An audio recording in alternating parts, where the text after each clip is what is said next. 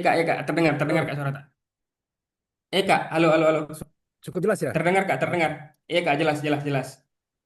oke,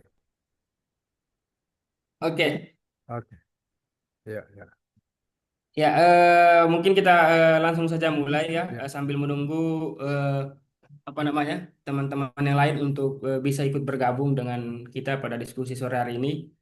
Yang pertama mungkin saya ucapkan selamat datang kepada Mas Reza Sahib ya. Mas Reza ini dari KRUHA, Koalisi Rakyat untuk Hak Atas Air, beraktivitas di Jakarta ya.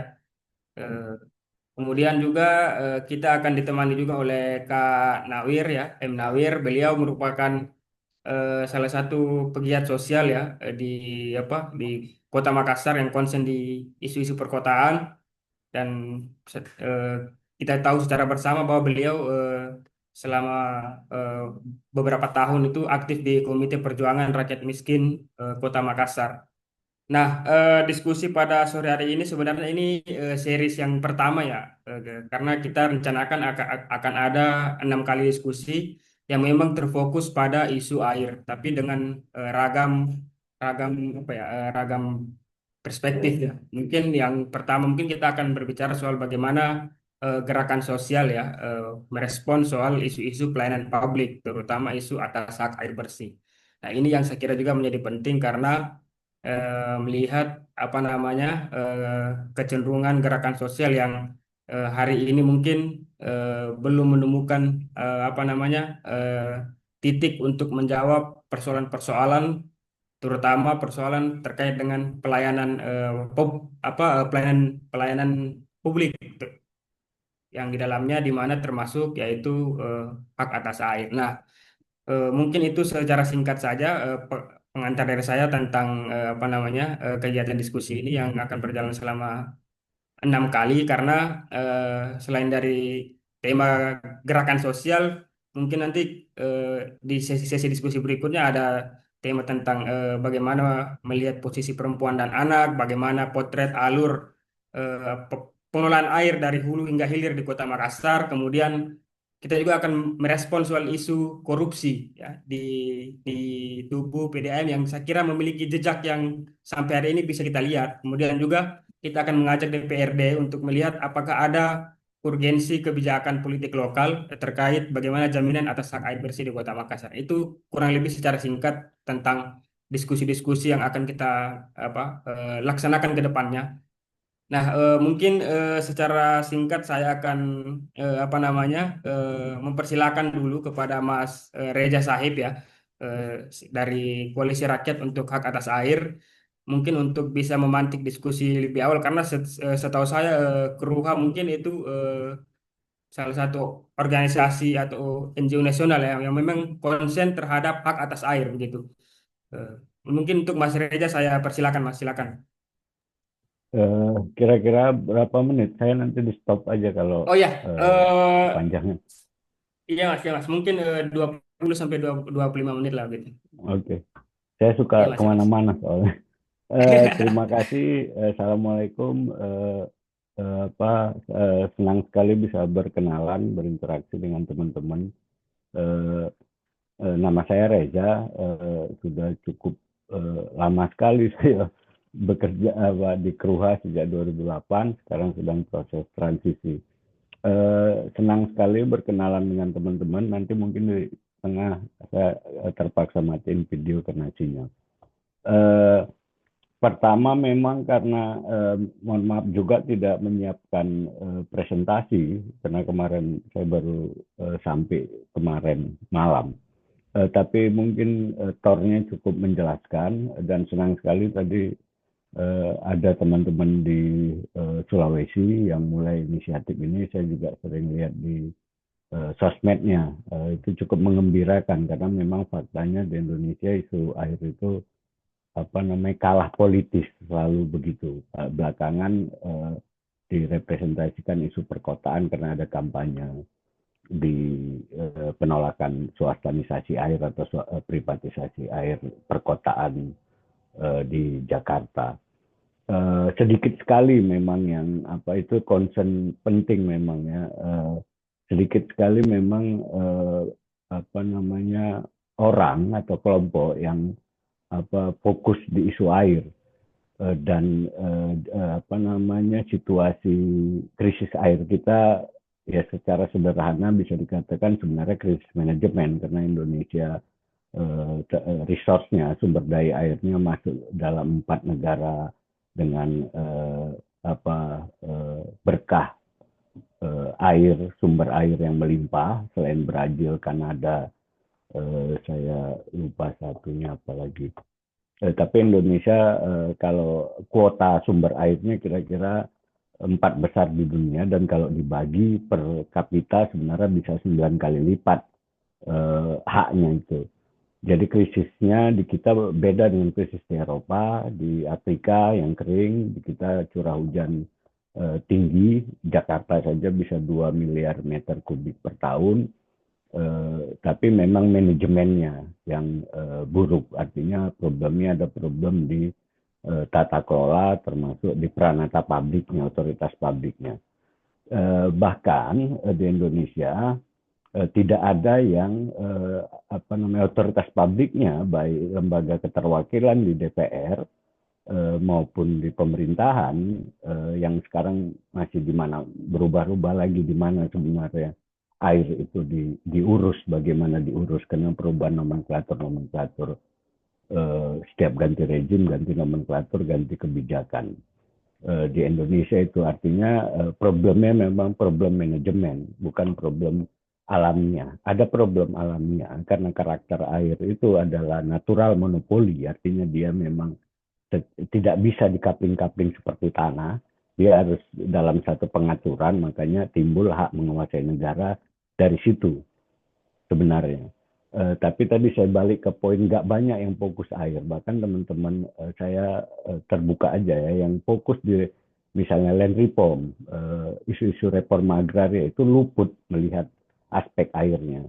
Dalam beberapa tahun ini kita balik menggunakan kategori atau kualifikasi atau term bahasa yang dipakai dalam UPA.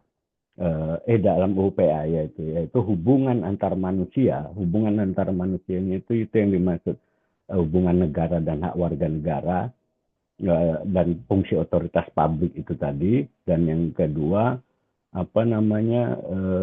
hubungan manusia Indonesia terhadap bumi, air, angkasa itu dari 3 bagian itu sebenarnya cukup menjelaskan ya untuk membangun konvergensi gerakan. Kami coba berupaya untuk juga bagaimana menggunakan isu hak atas air sebagai leverage, sebagai pengungkit untuk menegakkan tanggung jawab negara dan hak warga negara, khususnya hak atas air dan sanitasi. Nah, ada 2 hal penting yang seringkali dicampur adukan baik oleh akademisi, masyarakat sipil, bahkan oleh negaranya. 2 bidang waktu kita ngomong soal air. Pertama soal sumber airnya atau airnya sendiri. Yang kedua soal hak atas airnya tadi, tanggung jawab negaranya. Makanya tadi rencana 6 bulan, banyak bagian itu memang sangat penting karena bahkan update terakhir kira-kira ya pasca Undang-Undang Air 2000 nomor 17 2019 itu Undang-Undang Air kita praktis. Indonesia baru punya 3 undang-undang air sejak merdeka. Pertama Undang-Undang 1174 fokusnya semata-mata soal irigasi, fokus utama lebih banyak soal irigasi untuk menopang kebijakan ekonomi negara Orde Baru waktu itu untuk swasembada beras. Di situ juga proses perampasan tanah, pengusiran petani yang dituduh komunis, dan juga pembentukan sentra-sentra beras atau situasi yang disebut revolusi hijau. Dan dari awal memang peran Bank Dunia cukup kentara di saat negara Orde Baru didirikan, artinya menghilangkan banyak hal yang diorientasikan, diidealkan oleh pemerintah Orde Lama di saat Republik didirikan. Makanya UPA itu tadi jadi penting. Maksud saya begini, mustahil dalam konteks sumber daya air di Indonesia itu bisa didemokratisasi pengelolaannya eh, kalau apa namanya UPA itu tidak ditegakkan karena proses perampasan air itu baik di kawasan masyarakat adat maupun akses pipanisasi air minum. Jadi bukan air bersih ya. Air bersih itu permainan perang makna yang dimainkan pemerintah juga bisa dilihat dalam laporan MDGs ke SDGs. Itu beda banget kalau di MDGs dua sumber air itu, sumber mata air terlindungi yang dibabat habis-habisan oleh industri ekstraktif di Indonesia, pertambangan, perkebunan monokultur, pariwisata, dan sekarang proyek pembangunan apa dengan konsep MP3II ya, mega koridor infrastruktur, artinya dia udah berbasis apa namanya tapal batas administrasi bahkan melampaui apa yang dulu disebut teman-teman Walhi apa namanya eh, daya dukung daya tampung kawasan gitu kira-kira saya lupa tapi ada nomenklatur itu di LH sebelum jadi KLHK bioregion. Nah, harusnya pengelolaan air itu berbasis bioregion, patahan, kepulauan itu dari situ dan sebenarnya bisa dipenuhi kalau negaranya manut sama konstitusinya. Hak atas air itu sendiri nggak pernah diurus oleh Indonesia dan Keruhan memang fokusnya di situ dari awal dibentuknya itu dari perdebat diskursus ekonomi politik agak berbeda misalnya dengan teman-teman Walhi yang melihatnya dari sektor lingkungan Keruha dari ekonomi politik, penolakan utang luar negeri, pasca waktu krisis moneter, IMF masuk, terus ngasih utang untuk merubah kebijakan, namanya Structural Adjustment Program. Sekarang istilahnya berganti-ganti, policy loan, policy development loan, dan macam-macam. Intinya utang untuk merubah kebijakan negara. Jadi IMF waktu krisis moneter 97-an itu ngasih utang ke Indonesia agar kebijakan sektor keuangannya direstrukturisasi, diubah agar sesuai dengan permintaan pasar, kemauan pasar, sistem pasar. Selanjutnya masuk migas, migas sama masuk utang di DPR lewat Bappenas waktu itu untuk merubah undang-undang terkait migas. Migas atau energi saya mungkin keliru, tapi gagal karena gerakan buruhnya waktu itu SPPLN termasuk KASBI waktu itu masih kuat kolaborasinya hingga bisa ditahan. Terus selanjutnya sekitar 2003 kayaknya EDB Bank Pembangunan Indonesia coba masuk lagi ke DPR untuk menginisiasi undang-undang baru itu gagal lagi sampai hari ini. Artinya upaya untuk mengkaplinisasi, memprivatisasi pembangkit distribusi penagihan di sektor energi listrik itu gagal. PLN masih ada walaupun diganggu lewat apa namanya klausul atau standar-standar mekanisme administrasi keuangan. Kalau di air udah melampaui apa namanya liberalisasi yang melampaui pengaturannya, liberalisasinya lebih maju daripada peran negara dan hak warga negara itu diletakkan. Akibatnya apa? Akibatnya air itu dimonopoli oleh swasta dan pasar air membesar. Dan itu dilegalisasi lewat kebijakan-kebijakan negara termasuk kebijakan yang memprivatisasi pengelolaan air di kota. Sekarang udah bahkan irigasi. Sekarang trennya itu kalau dulu dihilirisasi rebutan air itu air menjadi barang ekonomi secara tertutup gitu ya, secara apa Pak Budi Widianarko mantan rektor Unika Semarang menyebutnya hidden transactional cost dan itu makin membesar. Sekarang pertarungan perebutan air itu malah ke hulu, walaupun hulunya udah dirusak tadi saya sebut oleh model kebijakan ekonomi ekstraktif. Makanya problemnya problem manajemen tadi saya bilang kalau industri ekstraktifnya nggak bisa di stop terus UPA-nya nggak bisa ditegakkan mustahil akan ada keadilan distribusi dan penguasaan sumber-sumber air. Tentang hak atas airnya sendiri, kalau kami menjelaskan proses advokasi Keruha, kira-kira Keruha tadi pasca utang dari IMF untuk sektor keuangan, terus ada utang untuk sektor air. salah satunya irigasi, Watsal waktu itu 300 juta US dollar.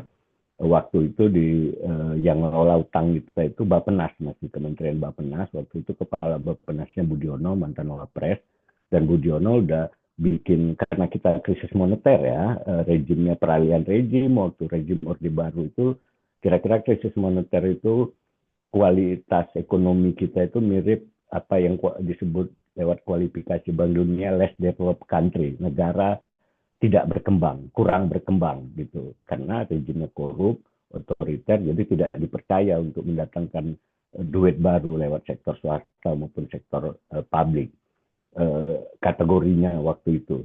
Nah, terus jadi Indonesia, pemerintah waktu itu transisi politik dari Orde Baru ke reformasi nggak punya duit, dan Budiono lewat Bappenas sudah merencanakan APBNP tahun berikutnya, dan butuh duit. Salah satu duit yang diharapkan itu utang dari Bank Dunia tadi. Tapi utang itu 300 juta US dollar bukan untuk misalnya pipanisasi air minum, pipanisasi sanitasi, untuk irigasi, untuk bikin water treatment, bukan. Tapi untuk merubah kebijakan. Itu syarat utangnya, harus ada undang-undang baru yang yaitu Undang-Undang Nomor 7 tahun 2004 yang di situ menggunakan sistem eh, integrated water resource management. Itu konsep palsunya Bank Dunia, pengelolaan sumber daya air terpadu kalau diterjemahkan ke bahasa Indonesia. Konsep yang secara tekstual sangat bagus, memang pengelolaan air harus terpadu, hulu hilir, sanitasi, air minum, limbah, itu harus terpadu, dia nggak bisa dikapling-kapling kayak tanah. Makanya ada tanggung jawab negara tadi saya katakan. Integrated Water Resource Management itu konsep yang dicangkokkan lewat utang Watsal tadi. Undang-Undang Nomor 7 2004 yang ditetapkan pemerintah 2004, dibatalkan MK 2015, itu memakai itu. Dia ada 4 pilarnya. Salah satu klaim soal perempuan, tadi disebutkan ada perempuan, anak. Jadi hak atas air itu berutang kepada perjuangan perempuan dan anak. Jadi hak atas air itu dideklarasikan Majelis Umum PBB 2010 dan Indonesia Juli 2010, dan Indonesia satu negara yang ikut mendukung deklarasi itu yang menyatakan air dan sanitasi sebagai hak asasi manusia. Sebelum itu hak atas air itu dia tersirat dalam konvensi hak anak, anti penyiksaan anak, CAT, dan perempuan, konvensinya, saya lupa, konvensi tentang perempuan yang lebih kuat sebenarnya bahasanya, termasuk waktu di PBB itu Women Major Group dan kelompok anti ekstraktif itu, kelompok lobby di situ yang terdiri dari masyarakat sipil dan para yuris pembentuk hukum di PBB, itu juga ikut membackup proses lahirnya resolusi itu. Negara-negara yang mendukung rata-rata negara yang di belakang lahirnya konvensi ECOSOC. Artinya berbeda dengan SIPOL, ECOSOC itu dulu blok-blok non-barat gitu, non-kapitalis yang mengusungnya. Itu terkait tanggung jawab negara dalam pengelolaan resource dari dari periode merkantilisme, kolonialisme sampai sekarang. Jadi terdiri juga dari negara-negara non-aligned movement, negara-negara non-blok. Sementara sipol kan mayoritas memang di negara-negara barat Eropa gitu, walaupun ada dua jenis HAM, model individual Amerika dan model kolektif Afrika dan Eropa ya. Nah, negara-negara pengusung sipol ini, Amerika, Kanada, Inggris, itu menolak, dan pengusung hak ECOSOC itu mendukung tadi deklarasi hak atas air.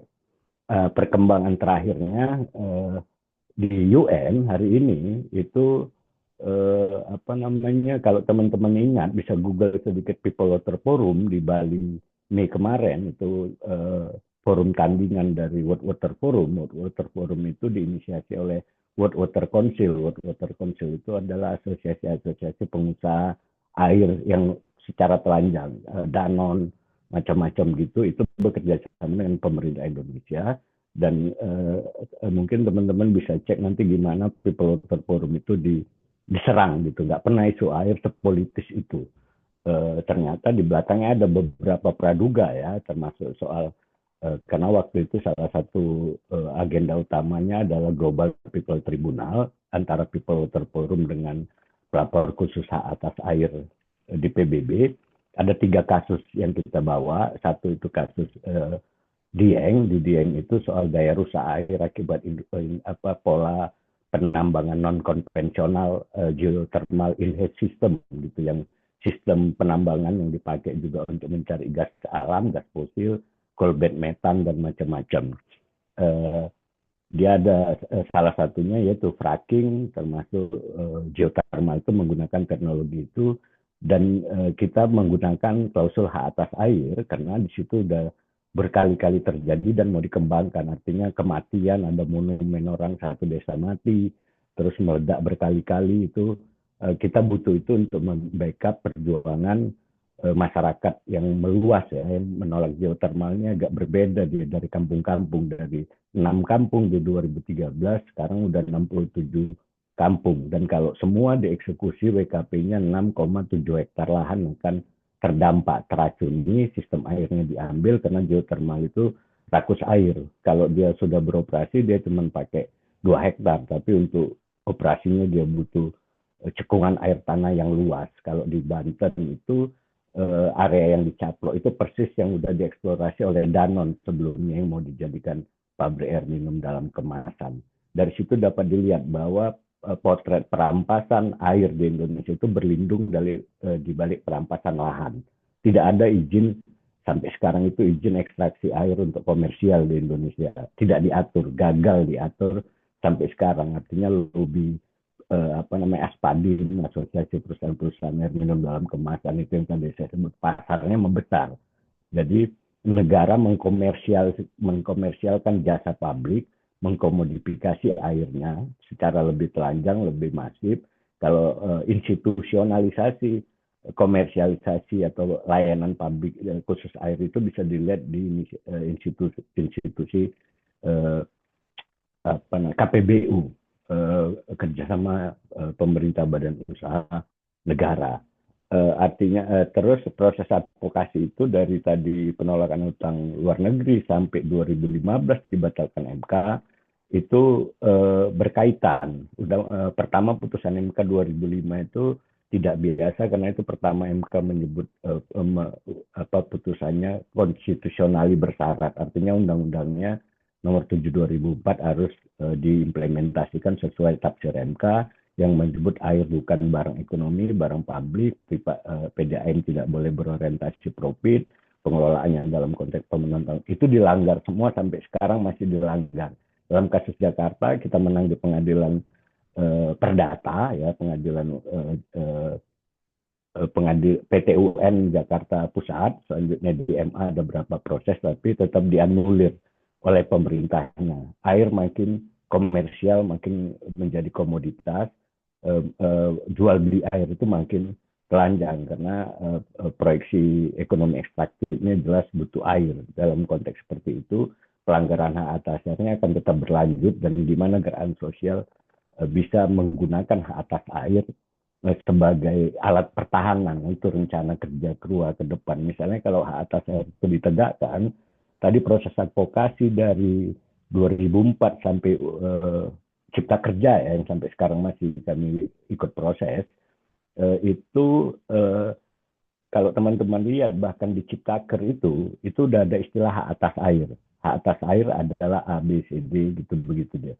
Dan Omnibus Law itu kan undang-undang pengaturan perizinan berbasis resiko. Resiko air adalah dalam prioritas tinggi. Misalnya kita pakai itu aja ya, selain soal perdebatan penolakan dan pro kontra di balik merespon Omnibus Law itu masih tidak percaya atau gugat waktu itu. Kan kami gugat prosedurnya juga sekarang sedang nyiapin untuk materialnya. Salah satu soal masih di legalisasinya praktek-praktek komersialisasi, liberalisasi air secara umum, perampasan air, dan pembesaran pasar air itu. Yang sekarang sedang kita ajukan bulan Juni ini ada sidang Dewan HAM PBB di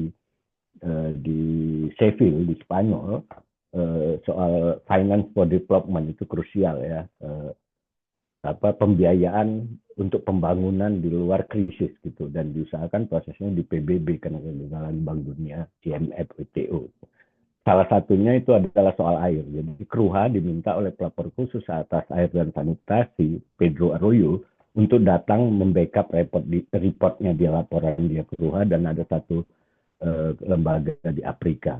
Intinya yang diundang People Water Forum yang di Bali dan dia minta Kruha yang mewakili.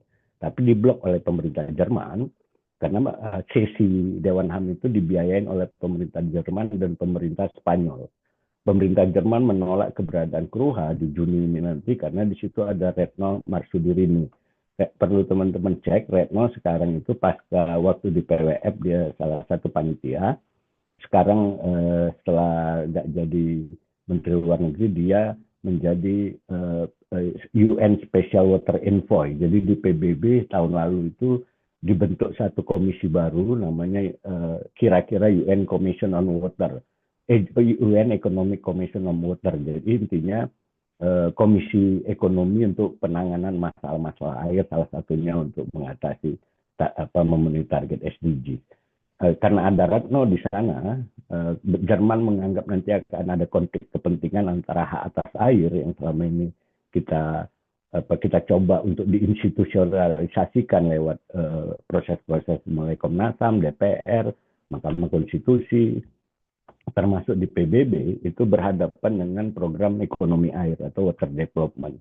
Dan itu ini perlu diingat dan dicek bareng-bareng nanti ya. Nanti kayaknya duit-duit yang selama ini gagal diserap lewat paling banyak kan sekarang duit baru itu dimitigasi perubahan iklim ya, di transisi energi, merubah pola produksi dan konsumsi energi.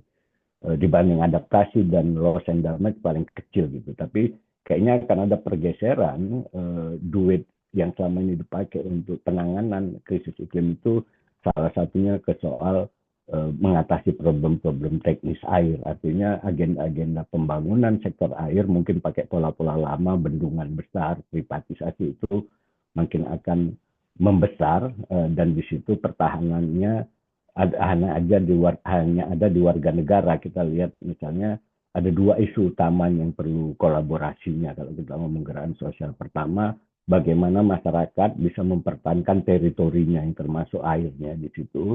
Dan kedua, bagaimana bisa ada upaya kolaborasi antar gerakan lintas sektor, lintas wilayah itu untuk melawan yang namanya kriminalisasi perjuangan rakyat atau SLAP itu. Karena kalau kita lihat ekonominya pasti membusuk, krisisnya pasti akan terjadi.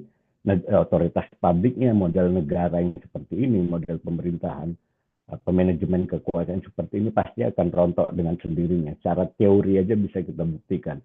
Nah, tapi di masyarakat masih banyak alternatif masa depan itu. Bagaimana kita bisa mengadministrasi masyarakat di level mikro dan itu bisa menjadi terhubung nggak terhubung ya. Tapi saya kira itu akan lahir dengan sendirinya karena secara alamnya ya masyarakat kalau rumahnya banjir ya dia akan pindah nggak ada negara. Tapi sekarang negaranya malah jadi bagian dari penindasnya. Jadi pembebasannya harus membebaskan dulu negara sendiri baru bisa daulat, kira-kira begitu kalau ngomong ke bagaimana bisa menjahit ke depannya soal gerakan sosial dan itu.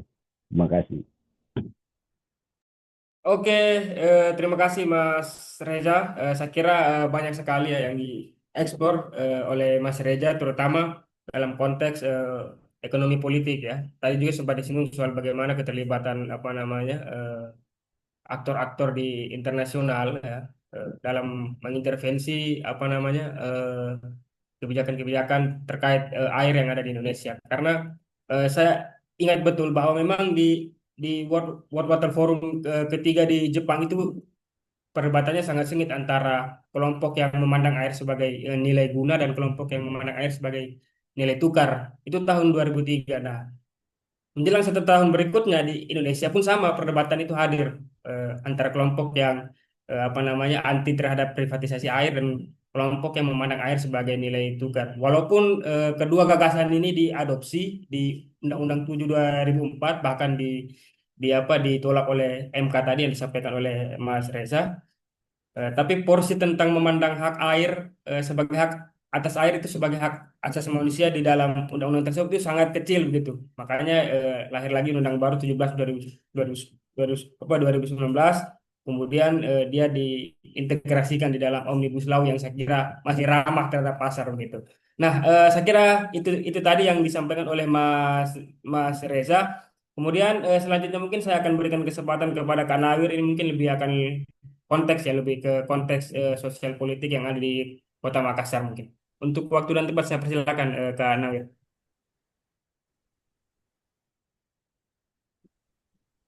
Ya, cek dulu apakah suara saya cukup jelas. Jelas Kak, jelas Kak. Halo, Iya Kak, jelas jelas Kak, ya. jelas Kak. Jelas ya. Ya, ini agak jelas karena Iya jelas. kasihku eh, jauh, kasih Oh iya Kak, di ya Kak. suatu tempat. Assalamualaikum semua, selamat sore, salam kenal Waalaikumsalam. Mas Reza, Lapar dan jaringannya yang bergabung dalam Zoom ini. Terima kasih sudah mengundang saya untuk bisa berkontribusi mengenai gerakan sosial dan pemenuhan. Mungkin sebelum saya buka apa yang disampaikan oleh Mas eh, eh, Suair, sungguh sebenarnya sangat membantu kita untuk memahami eh, apa namanya posisi kita dalam perjuangan lah, dalam bekerja untuk di level komunitas berkaitan dengan pemenuhan hak atas air. Kalau kita lihat kan di tingkat global memang itu sudah satu arena besar sekali ya, yang semakin menegaskan bahwa memang air ini sudah sama dengan barang-barang yang lain. SDA kita menjadi barang-barang kapital dan itu melibatkan bukan cuma eh, negara, tapi juga organisasi masyarakat sipil yang mengadvokasi, membangun eh, kesadaran publik tentang bagaimana caranya kita menemukan satu formula gerakan sosial yang pas dengan konteks lokal. Nah, sebenarnya saya punya slide itu sedikit hanya untuk melihat konteks seperti dibilang tadi Putra, konteks dalam spot ya, satu skala kecil, misalnya tingkat Kota Makassar juga pengalaman di komunitas, lalu merefleksikannya air sebagai refleksi atau basis nilai untuk membangun spirit gerakan sosial. Saya coba share sedikit saja untuk sekedar untuk eh, apa namanya pemantik saja ya. Ini sangat romantis apa yang saya bikin, tapi saya coba dulu ya. Saya coba dulu. eh ini bisa di share nggak? Sa- Sabar, Kak, sabar. Fitra? Ya, oke ya. Ini hanya untuk saya sebenarnya ini supaya saya tidak lupa apa yang saya bilang. Ah, kalau sudah kelihatan ini sesuai dengan topik yang kita bicarakan, gerakan sosial dan pemenuhan hak warga atas air. Eh, awalnya saya itu terinspirasi juga dari laut ini karena saya sekarang lagi di pinggir laut di Pulau Selayar gitu ya, di pinggir pantai. Lalu saya bikin ini slide-slide, dapatnya kembali ke catatan-catatan lama tentang metafora gerakan sosial. Memang gerakan sosial itu dibilang seperti lautan, memang dibilangnya luas sekali tapi banyak tidak bisa diduga. Ya kan? Dibilang di sini gerakan ibarat lautan, sedangkan orang-orang dan organisasi yang berjuang untuk mencapai tujuan gerakan adalah ombak-ombak yang terpisah, berkejaran, dan pecah di pantai. Romantis sekali ini memang kalimat ini, tetapi dia mau bilang bahwa gerakan sosial mensyaratkan proses, jumlah, dan tujuan. Metafor tentang gerakan sosial, ini lautan. Memang air memang urusan kita nih ya. Saya cuma menerjemahkannya seperti itu. Coba misalnya kita lihat di metafora pergerakan air, eh, eh, kalau ilmu hidrologi atau secara fisika itu kimia maupun fisis ya, Itu dia melihat setiap metafora pergerakan air itu sedikitnya ada 5 pergerakan di situ, mulai air laut menguap ke langit, ya, ke langit atmosfer, disebutnya dengan evaporasi, kemudian uap air di langit itu menjadi partikel beku, itu terkondensasi, lalu partikel air itu terkondensasi jatuh ke permukaan bumi, presipitasi, lalu air di permukaan itu ada yang meresap ke dalam tanah, tetapi juga atau infiltrasi di situ, tapi juga ada yang run off, pengaliran atau ya pengaliran ke kembali ke laut. Itu metafora pergerakan sosial. Ternyata kita kalau belajar air itu sebenarnya belajar tentang faktor pendorong gerakan. Nantilah kita lihat. Yang kedua, yang ketiga, saya ketiga itu saya coba lihat misalnya ini sudah pengetahuan Google ini ya. Hanya ingin melihat bahwa air di bumi termasuk di tanah, udara, tubuh manusia dan hewan itu sekitar 71%, tetapi 96,5% itu ada di lautan. Sisanya air tawar dan gletser. Ya. Di Undang-Undang Pokok Agraria kan sebenarnya itu air, tanah, dan udara sebenarnya, ya, tapi kita lebih ke tanah. Ini volume kekuatan air. Dia ada di lautan tadi itu paling besar. Tapi di tubuh kita sendiri sekitar bergabung dengan tanah itu sekitar 71%. Nah, ilustrasi kekuatan air, surface runoff, volume air yang kembali mengalir ke lautan bergantung pada kondisi objektif lingkungan, misalnya permukaan tanah, tata guna lahan, daerah, daerah aliran sungai. Asumsinya bahwa semakin baik kondisi ekosistem, semakin besar volume air teresap dan terdistribusi ke dalam tanah dan perairan. Sebaliknya, semakin padat tutupan, minus vegetasi, semakin besar kekuatan dan kecepatan pergerakan air mengubah permukaan sebelum dia kembali ke lautan. Ini masih romantis, ya. Nah, ini juga para ahli melihat untuk kita, ini para ahli sebenarnya masih berguna loh buat kita ini sebagai penggerak-penggerak atau aktivis-aktivis yang bekerja di isu air. Ini penting buat aktivis sendiri memahami pengetahuan dasar yang gampang sekali tersebar di internet tentang air dan tubuh, ya, air dan tubuh ini. Kalau kita lihat di sini air dan tubuh itu pemaknaannya sebenarnya bukan sekedar persentase. Persentase ini hanya berapa persen gitu ya menurut umur. Tapi begini, kalaupun kita kurang makan atau tidak makan, tapi kalau kurang air, nggak bisa kita bergerak, nggak bisa bergerak. Orang puasa itu bisa bisa bergerak, tapi kalau hanya karena tidak makan, tapi kalau air kita ndak bisa bereskan untuk tubuh kita, kebutuhan diri kita sendiri soal air ini, itu ndak bisa kita bergerak. Artinya air ini memang faktor penggerak nantinya. Loyo terus toh kalau nggak beres kita punya asupan-asupan air ini untuk diri sendiri, ya loyo terus, gitu ya. Ini soal ini. Lalu air dalam tubuh 60 sampai 70% unsur air menopang tubuh manusia. Ada di otak, ada di mata, paru-paru, ginjal, darah, dan jantung. Ini para ahli ini yang pengetahuan-pengetahuan umum. Nah, ini kan komponen-komponen vital dalam tubuh kita ini. Di mana di situ eh, faktor air, vitalitas air itu berpengaruh. Otak otak kita harus bagus, maka itu airnya harus cukup. Mata juga begitu untuk penglihatan kita.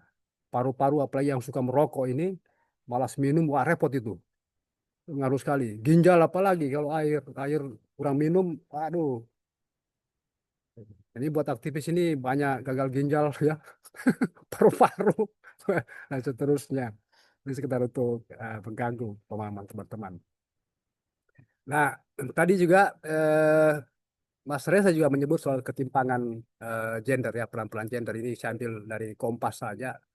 Pokoknya banyak sekali bahan yang bagus di Kompas untuk melihat satu riset dengan UN Water ya tentang persentase rumah tangga berdasarkan kelompok usia dan jenis kelamin orang yang mengumpulkan air. Kalau kita lihat di khususnya di sektor perkampungan kota di Makassar itu nyata sekali memang. riset ini menyebutkan bahwa 70-80% kebutuhan air itu dipekerjakan secara domestik oleh perempuan. Perempuan itu yang lebih banyak kasak kusuk cari air kalau ada kesulitan. 14%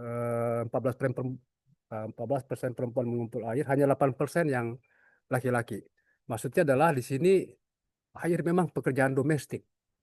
Maksudnya pekerjaan domestik itu yang sehari-hari ya kita lihat, dan di situ pekerjaan domestik banyak diambil oleh peran perempuan. Makanya dalam perspektif gerakan sosial kita memang isu air ini mau tidak mau harus juga meng- apa namanya menguatkan kelompok-kelompok eh, perempuan, ibu-ibu yang memang sangat berkepentingan dengan air. Ini terbukti berdasarkan riset.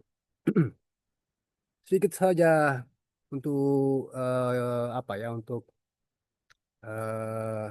apa untuk ilustrasi. Misalnya saya coba baca datanya teman-teman di TOR itu, untuk secara populasi di Kota Makassar ada 1.474.000 sekian jiwa, dan pengguna air itu ada angka 181.651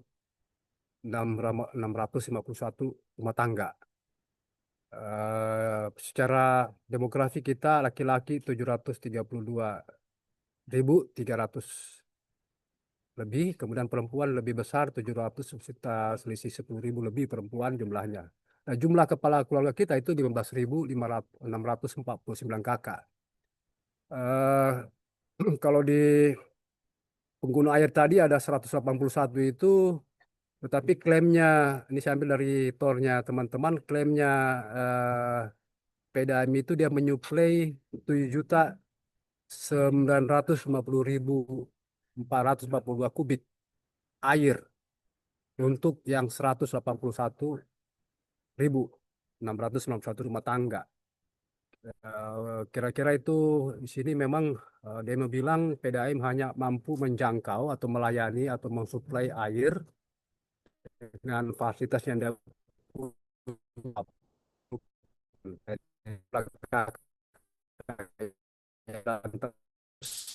PEM. Saya coba-coba mengilustrasikan ini, misalnya secara ideal suplai air, maka setiap penduduk Kota Makassar menerima air sekitar 5 atau 1 liter. Jika sebik ada 1.000 liter, maka sama dengan 40 cergen yang isi 20 liter. Nah, ini yang kita lihat misalnya bentuknya di misalnya risetnya teman-teman Lapa dengan Walhi di Kelurahan Kecamatan Talo itu sangat bergantung pada air cergen. Air cergen ya. Kalau tadi ilustrasinya eh, dengan kondisi normal itu idealnya pelanggan PDAM gitu ya, rumah tangga itu mendapatkan 40 cergen, ya, 40 cergen per per orang ya, per pengguna ini atau per rumah tangga lah gitu ya, ilustrasinya. Kalau 40 cergen itu sama dengan eh, 5.300 liter. Rumah tangga tadi PDAM melayani 500.604 kakak. Ada sih kakak yang terdaftar sebagai pelanggan PDAM.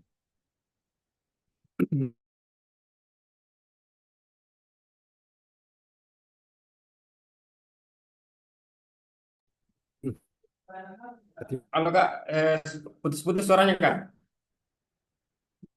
Timpangan tiga ya, halo, mengecil ya, Ya Kak. ya, halo, Eh, ya ingatkan saya kurang kecil karena di sini sebenarnya kurang bagus jaringan tempat saya oke ini. Kak, oke Kak. Oke Kak, sudah bagus Kak, sudah Diingatkan normal. saja. Ya, Ya Kak. mari kita lihat misalnya hitungan-hitungannya saja secara statistik, secara angka saja, ketimpangan itu. Suplai air PDAM melayani jangkau 6.353 kakak atau rumah tangga. Nah, jika suplai air dibagi jumlah pelanggan, maka sama dengan 1.249 liter per kakak atau 1,2 kubik sebenarnya dapat itu. kubik. Jika satu rumah tangga ada rata 4 jiwa, itu setiap rumah tangga mendapatkan 415 liter per orang dalam satu rumah tangga. Artinya sebenarnya cukup.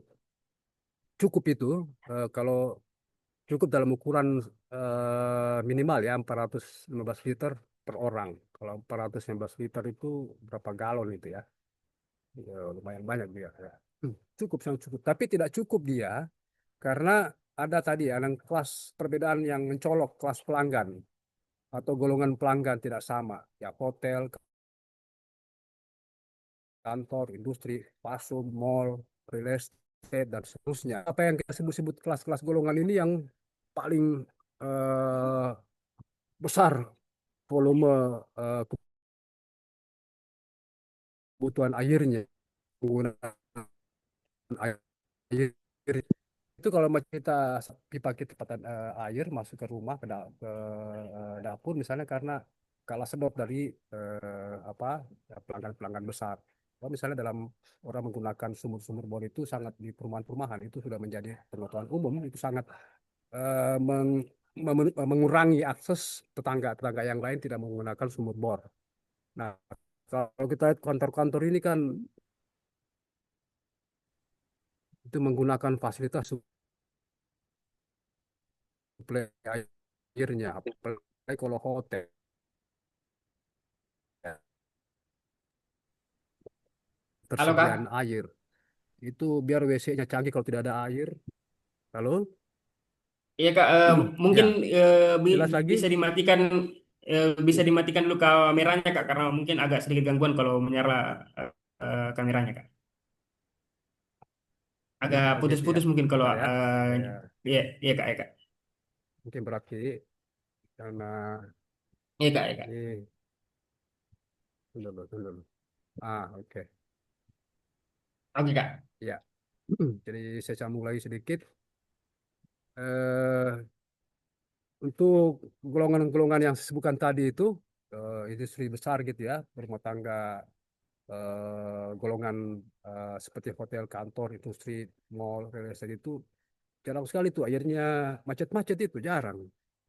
Lebih sering macet itu air-air di toilet-toilet kampus ketimbang di real estate atau misalnya di perhotelan atau misalnya di mall-mall. Itu lebih sering itu macet di kampus-kampus. Kalau kita masuk ke toilet-toilet kampus itu banyak toilet tapi kurang air. Akibatnya ya nggak bisa bersih. Nah, itu bedanya kalau dia hotel. Nah, kembali ke metafora gerakan sosial tadi, jika sekitar untuk buat teman-teman ini, saya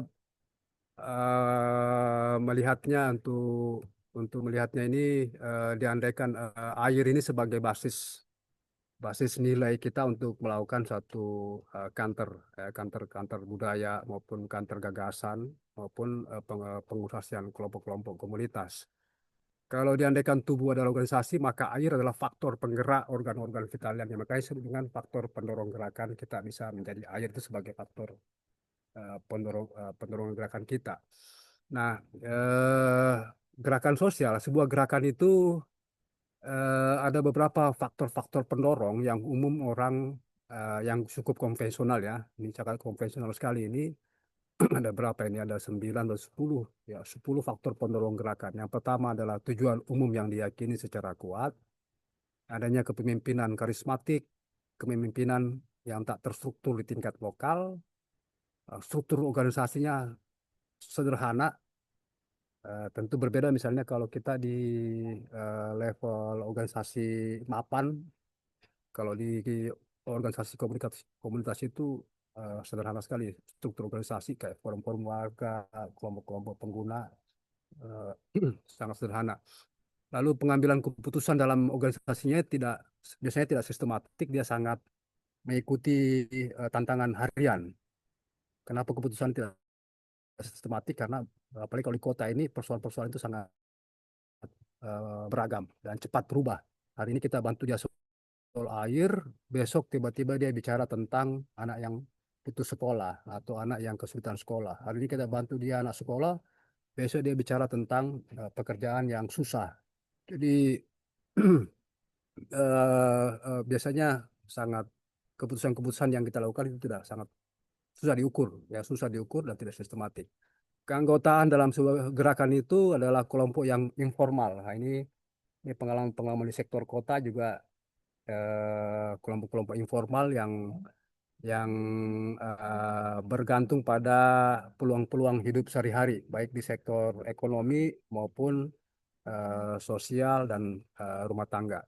Lalu jaringan kerja yang kuat berbagi sumber daya. Nah, kelebihannya memang di kelompok-kelompok kecil komunitas itu yang terorganisir gerakannya itu mensyaratkan atau faktor pendorongnya karena ada jaringan yang lebih kuat, terbagi sumber dayanya, yang tadi yang berbeda-beda tadi, sumber-sumber daya yang berbeda itu menjadi ekosistem gerakan. Kalau dia butuh pengetahuan analisis, ada misalnya Kruha untuk analisis global. Tapi kalau kita butuh analisis mengenai secara biologis, mungkin kita butuh perguruan tinggi atau jaringan walhi. Kalau kita butuh pengetahuan atau strategi yang berkaitan dengan pengelompokan, pengorganisasian kelompok-kelompok, kita butuh KPRM misalnya yang ada pengalaman itu. Ekosistem-ekosistem pergerakan ini sangat menentukan keberhasilan kita, ya, ekosistemnya termasuk keberlanjutannya. Kenapa misalnya KPRM relatif masih bisa bertahan karena masih ada ekosistem yang mendukung, baik ekosistem tingkat jaringan nasional, jaringan regional misalnya masih ada terhubung dengan LAPAR, dengan WALHI, dengan kelompok individu-individu yang seperti anak-anak arsitek komunitas itu masih terhubung dengan mereka sehingga ekosistem ini masih memungkinkan dia hidup, ya, masih bisa dia mengalir seperti air. Belum dia kering betul ini KPRM karena masih ada ekosistem yang mendukung. Lalu dukungan volunteer dengan komitmen tinggi. Ini faktor pendukung gerakan yang kesembilan, dukungan volunteer dengan komitmen yang tinggi. Karena ini voluntarisme justru awal mula dari gerakan sosial itu menurut para ahli itu justru oleh karena ada gerakan volunteer ini. Orang-orang yang komitmennya kuat pada satu nilai, pada satu permasalahan dan tujuan untuk dia bergabung. Ya, ini ini yang menurut saya sangat dibutuhkan saat ini untuk sekarang ini. Bagaimana aktivisme itu merefresh kembali cara kerjanya dengan berbasis volunteerism. Meskipun nanti akan berbeda konteksnya antara mereka yang disebut dengan citizenship dengan citizenship, ada warganet namanya. Lalu keanggotaan tidak terlalu selalu jelas. Nah, ini kelemahannya, memang kelebihan selalu kelemahannya di organisasi komunitas ini nggak begitu terikat dengan struktur, kemudian juga keanggotaan tidak selalu jelas, ya, meskipun itu sangat dibutuhkan keanggotaan, tapi tidak selalu jelas. Kenapa tidak jelas? Saya mungkin karena konteks perkotaan kita memperjelas kita aktif atau kelompok, karena kehidupan saat itu yang sangat kehidupan mereka. Orang-orang ini harap untuk melakukan proletariat yang kelas-kelas subaltern yang eh, cepat sekali berubah dan nggak bisa dipegang, ya. Beda misalnya kalau perspektif konvensional itu kalau petani, buruh, wah itu kayak mereka yakin sekali tuh bisa. Nah, kalau di sektor kota ini, jangan-jangan eh, seperti yang dibilang Marx dahulu, tapi sekarang tentu agak berbeda. Kemudian saya merefleksi atau menginternalisasi satu nilai visi gerakan berbasis air. Pertama adalah cara pandang. Cara pandang itu kita yang selama ini kita kita pakai bukan cuma air, ya. Hampir semua kebutuhan-kebutuhan yang saya bilang pemerintah itu kebutuhan pokok itu sebetulnya bukan kebutuhan, tetapi dia sarana mencapai hak hak asasi. Nah, bagaimana, dengan kata lain, kalau cara pandang ini kita pakai, maka bagaimana mengubah kebutuhan menjadi kepentingan. Nah, ini kan tergantung, sudah sangat bergantung ini komunitas kita termasuk kebutuhannya, kasih kasih macam-macam, tapi tidak bergerak. Karena dia bilang sudah terpenuhi kebutuhannya. Dia nggak sampai pada kepentingannya. Kalau dia sampai kebutuhan mengubah menjadi kepentingan, dia akan bergerak. Karena dia menganggap penting itu. Itu yang pengalaman kita itu mengubah kebutuhan menjadi kepentingan. Kemudian air itu media mengorganisasikan kepentingan orang banyak tadi itu.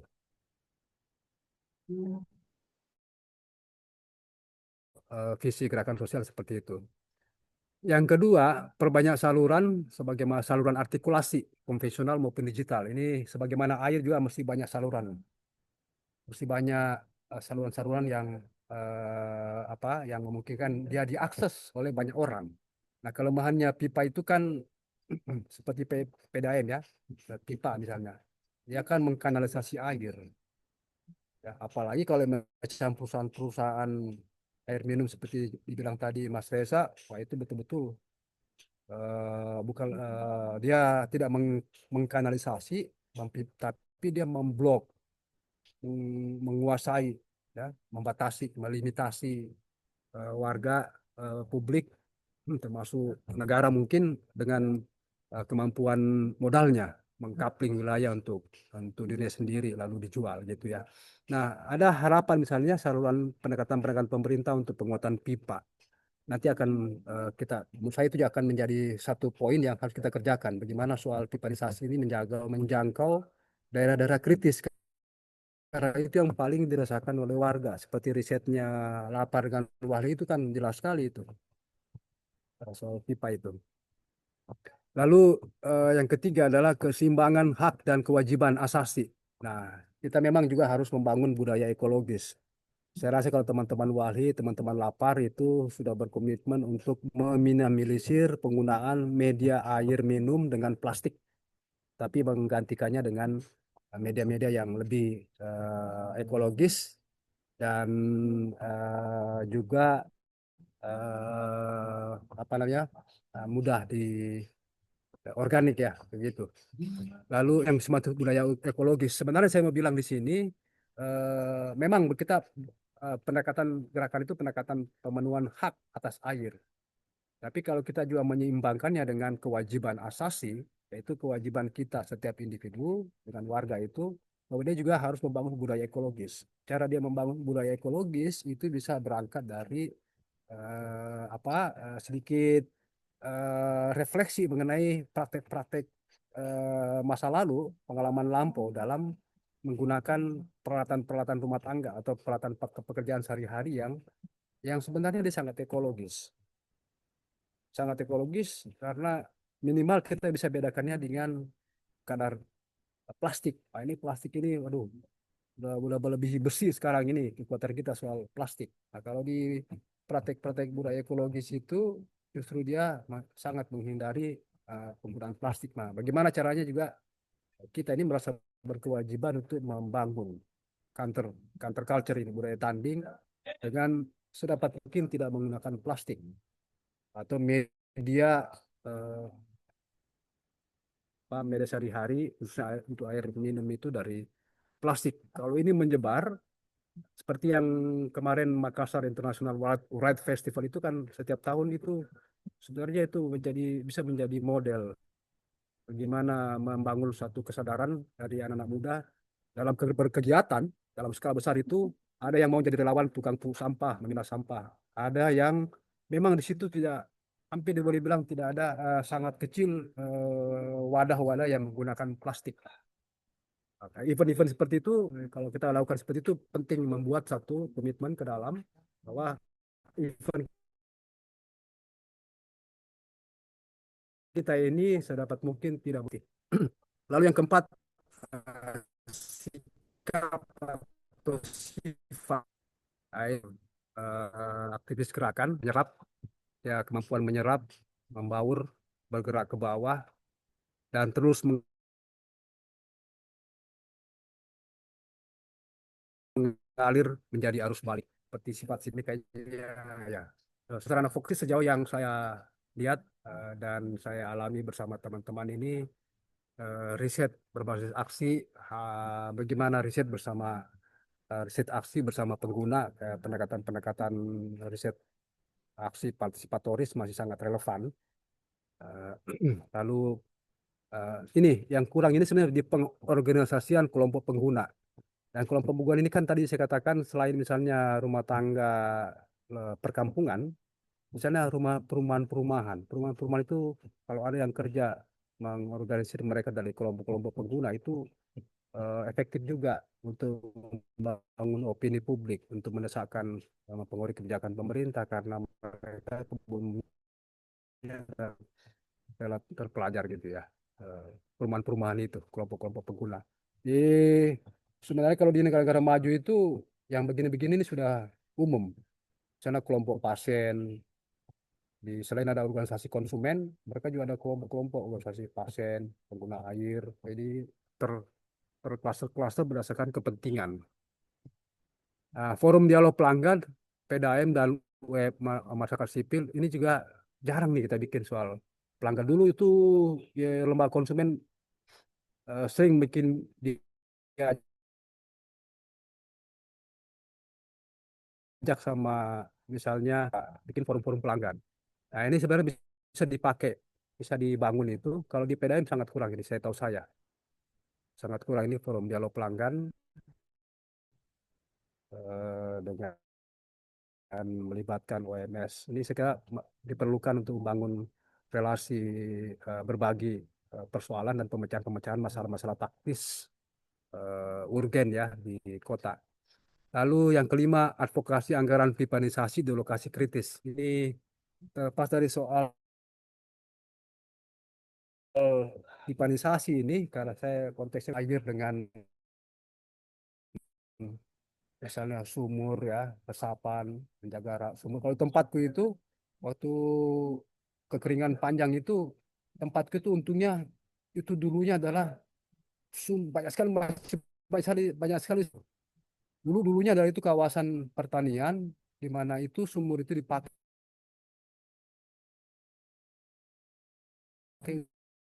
untuk menyiram tanaman pipa, PDAM. Kita hidup dari air-air bekas sumur itu. Nah, merawat itu sebenarnya, merawat itu ya sumber-sumber air yang pernah dibikin. Hanya saja di kayak macam di Buloa, Karaba, utara kota Taluk sana itu ini agak berbeda dengan tempat saya. Kalau di sana memang pertama dia pinggir laut dan padat sekali. Septic tanknya kita tidak tahu seberapa seperti apa. Sehingga bicara tentang sumur itu hampir bilang nggak relevan. Tapi bicara tentang pipa, pipa air yang mensuplai ke rumah tangga dan terjamin, ini jauh lebih masuk akal. Misalnya di lokasi kritis. Nah, begitu dia strategi dan sasaran advokasinya.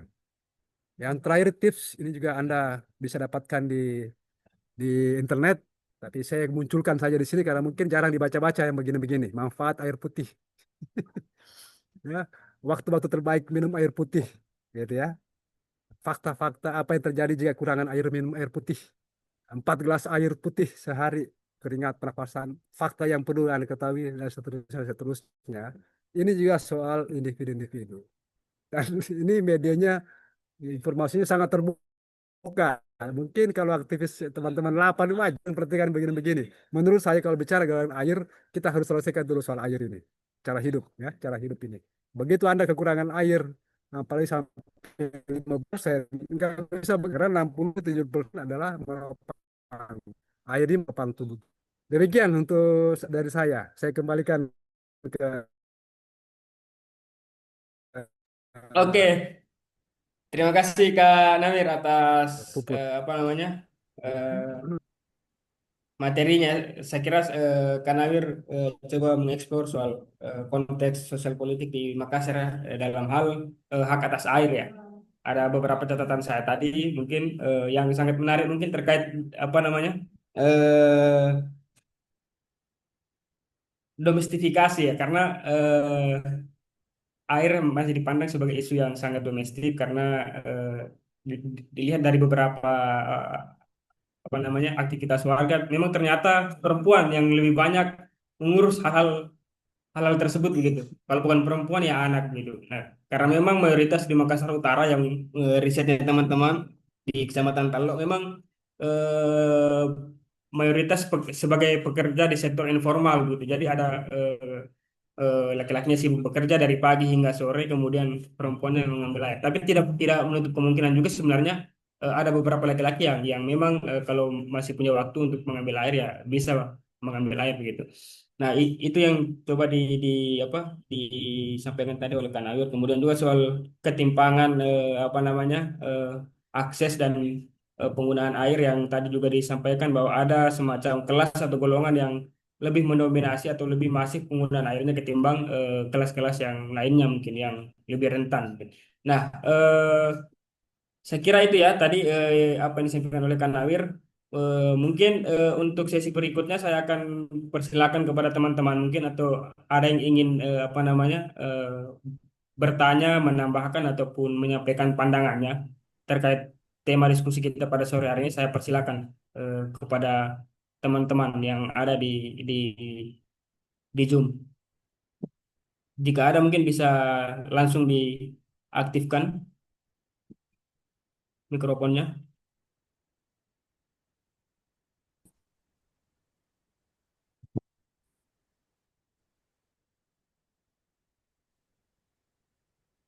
Halo, Iya, silakan Pak, silakan. Mungkin ya, bisa ya bisa perkenalan nama Pak, siapa namanya dari mana? ya. Assalamualaikum warahmatullahi wabarakatuh. Selamat sore. Nama saya Sule, Waalaikumsalam. temannya Kakak Nawir. Ya. Eh, eh, saya langsung aja ya. Saya tertarik dengan diskusi yang dilaksanakan oleh Lapar, ya, bekerja sama dengan Wali kalau tidak salah ya, tentang gerakan sosial pemenuhan hak atas air. Tadi sudah panjang lebar disampaikan tentang, misalnya Mas Reza mengurai tentang hak atas air sebagai hak asasi manusia. Misalnya PBB sudah mengakui itu sebagai hak asasi manusia beserta sanitasinya. Nah, hanya persoalannya kalau kita melihat persoalan air di, tidak apa-apa ya, agak panjang ya. Nah, halo, halo. Ah, Iya, kalau iya, kita iya, iya. kalau kita melihat pemenuhan ya. Ini kan kalau bicara tentang pemenuhan hak atas air sesuai dengan judul diskusi sore ini, itu kan menjadi tanggung jawab negara, ya, menjadi tanggung jawab negara. Nah, tanggung jawab negara itu dialihkan ke pemerintah misalnya. Dalam hal ini kalau kita bicara kontes Makassar ya, pemerintah Kota Makassar. Nah, pertanyaan mendasar sebetulnya, apakah pemenuhan hak atas air di Kota Makassar itu sudah terdistribusi ke seluruh masyarakat Kota Makassar? Ya. Tadi sudah disampaikan Kak Nawir, masih banyak yang belum memenuhi. Artinya apa? Dari kacamata asasi manusia, kalau menurut saya ada pelanggaran yang dilakukan oleh pemerintah, ya, karena tidak melaksanakan kewajibannya tentang pemenuhan atas air tadi itu. Apalagi tadi misalnya dicontohkan itu hanya segelintir orang atau perusahaan yang menikmati air bersih itu, misalnya hotel dan segala macam. Nah, eh, hal yang menarik juga perlu saya mungkin juga sampaikan, mungkin bisa diadvokasi teman-teman LSM ya. Bahkan air di Kota Makassar itu tidak hanya dibisniskan misalnya atau diperjualbelikan ya, dalam arti diperjualbelikan, itu bahkan ada perusahaan besar mengelola sendiri airnya. Jadi tidak dibawa lagi tidak lagi dibawa naungan pemerintah, dalam hal ini PDAM, tapi diambil alih itu pengelolaan air. Nah, itu yang terjadi, fakta yang terjadi. Perusahaan besar di Kota Makassar justru dia mau mengambil alih air untuk dia kelola sendiri. Jadi tidak perlu lagi dia terpaku pada pada PDAM tentang airnya mengalir. Dia mengelola sendiri air itu. Dia punya mesin dan segala macam. Nah, ini hal-hal seperti inilah sebetulnya pemenuhan hak atas air di Kota Makassar ini yang tertutup terhadap masyarakat, terutama masyarakat kecil. Hanya pertanyaan kemudian yang paling mendasar sebetulnya, kan tadi sudah disinggung juga hak ekosop ya. Kalau bicara tentang jenis hak asasi, hak atas air itu kan masih rumpun hak ekosop, ya, kondisi sosial budaya. Artinya kalau kita secara mendasar hak ekosop itu bukan berbeda dengan hak sipil politik. Hak ekosop itu kan negara harus aktif, bukan pasif seperti hak sipol. Nah, hak karena negara harus aktif, ya tentunya negara mungkin melalui PDM ini misalnya hadir untuk mengelola air bersih itu. Hanya menjadi persoalan karena pada saat dikelola oleh pemerintah justru menjerit bagi masyarakat Kota Makassar karena pembayarannya bisa tinggi dan segala macam. Ini harus memang perlu advokasi ke pemerintah melalui PDM misalnya, karena itu perusahaan daerah di perusahaan daerah Kota Makassar, bagaimana sehingga pemenuhan air ini tidak pembayarannya itu tidak terlalu memberatkan warga. Karena sisi lain juga sebetulnya pernah saya diskusi, ini kalau misalnya tidak membayar misalnya ya, kita diskusi. Kalau rakyat tidak perlu membayar itu air, wah susah. Karena bagaimana menjalankan ini organisasi ini PDM ini kalau tidak ada pembayaran yang masuk, itu kan PAD-nya juga Kota Makassar. Jadi memang eh, soal sebetulnya sisi lain kalau misalnya itu kewajiban harusnya digratiskan, tapi sisi lain juga negara tidak bisa berjalan atau PDM tidak bisa berjalan tanpa ada pembayaran. Nah, mungkin saya tidak tahu seperti apa nanti pokoknya sehingga pemenuhan ini betul-betul dirasakan oleh masyarakat. Nah, saya justru berpikir begini, ini menarik diskusinya karena barusan saya dengar ini ada yang tentang biasanya kan isu-isu lain yang diangkat, hak ekosop yang lain yang diangkat, hak pendidikan, kehidupan dan segala macam. Nah, mungkin atau saya yang baru ikut ini tentang isu air ini, ya tentang hak atas air ini. Nah, eh, perlu memang ada gebrakan sedikit dari lapar ya atau wali untuk menunjukkan bahwa hak atas air ini penting, bukan hanya atas pendidikan, kesehatan. Yang ditahu ini kan cuma air, pendidikan dan kesehatan. Air ini kurang saya lihat di Kota Makassar dan Sulawesi Selatan pada umumnya. Kurang sekali. Kalau Kak Nawir tadi mencontohkan dulu itu sering dilaksanakan apa tadi diskusi ya, tematik dan segala macam. Ya, sekarang sudah tidak ada. Bahkan ini isu air, makanya saya langsung join karena saya tertarik dengan isunya hari ini. Jadi memang harus menjadi perhatian menurut saya, terakhir menjadi perhatian teman-teman untuk melakukan advokasi terhadap pemenuhan atas air. Kalau perlu saya justru berpikirnya tes-tes lah itu. Kalau misalnya tadi kan sudah digambarkan oleh Reza bahwa pemerintah Indonesia sudah meratifikasi ya tentang konvensi hak air ya, kalau tidak salah ya, sudah meratifikasi. Artinya apa? Itu kan suka atau tidak suka, mau harus dilaksanakan itu kewajiban itu. Ketika itu tidak dilaksanakan, ya terjadi pelanggaran hak asasi manusia. Hanya persoalannya karena ini ada pelanggaran hak ekosop, berbeda hak sipol, harusnya masuk pengadilan hak asasi manusia kalau hak sipol.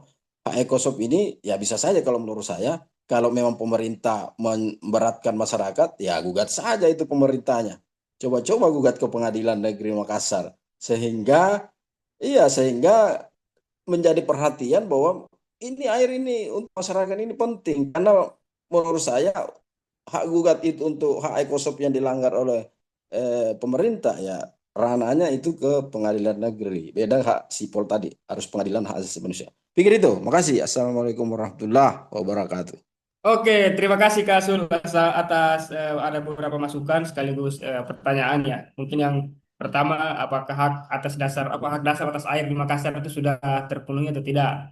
Kemudian beliau juga menganggap bahwa selama ini dari pengamatan beliau bahwa masih banyak masyarakat yang belum mendapatkan akses atas air bersih misalkan, dan itu bagian dari pelanggaran hak asasi manusia. Kemudian yang menarik soal yang disampaikan oleh Kasul yaitu terkait hitung-hitungan pembayaran PDAM gitu. Eh, kita membayar tapi airnya tidak mengalir dan lain sebagainya begitu. Dan ini juga saya kira pernah dialami oleh beberapa warga di Kecamatan Talo.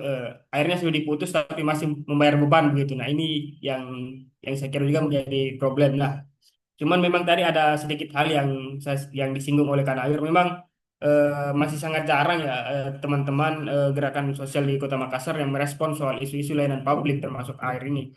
Nah, makanya tadi mungkin kalau kalau dulu di masa-masanya Kanawir mungkin iya lewat teman-teman di YLK bagaimana mendorong soal forum forum apa namanya forum pelanggan PDAM dan lain sebagainya karena memang mereka menjadikan air sebagai faktor pendorong gerakan sosial begitu, air sebagai basis nilai begitu.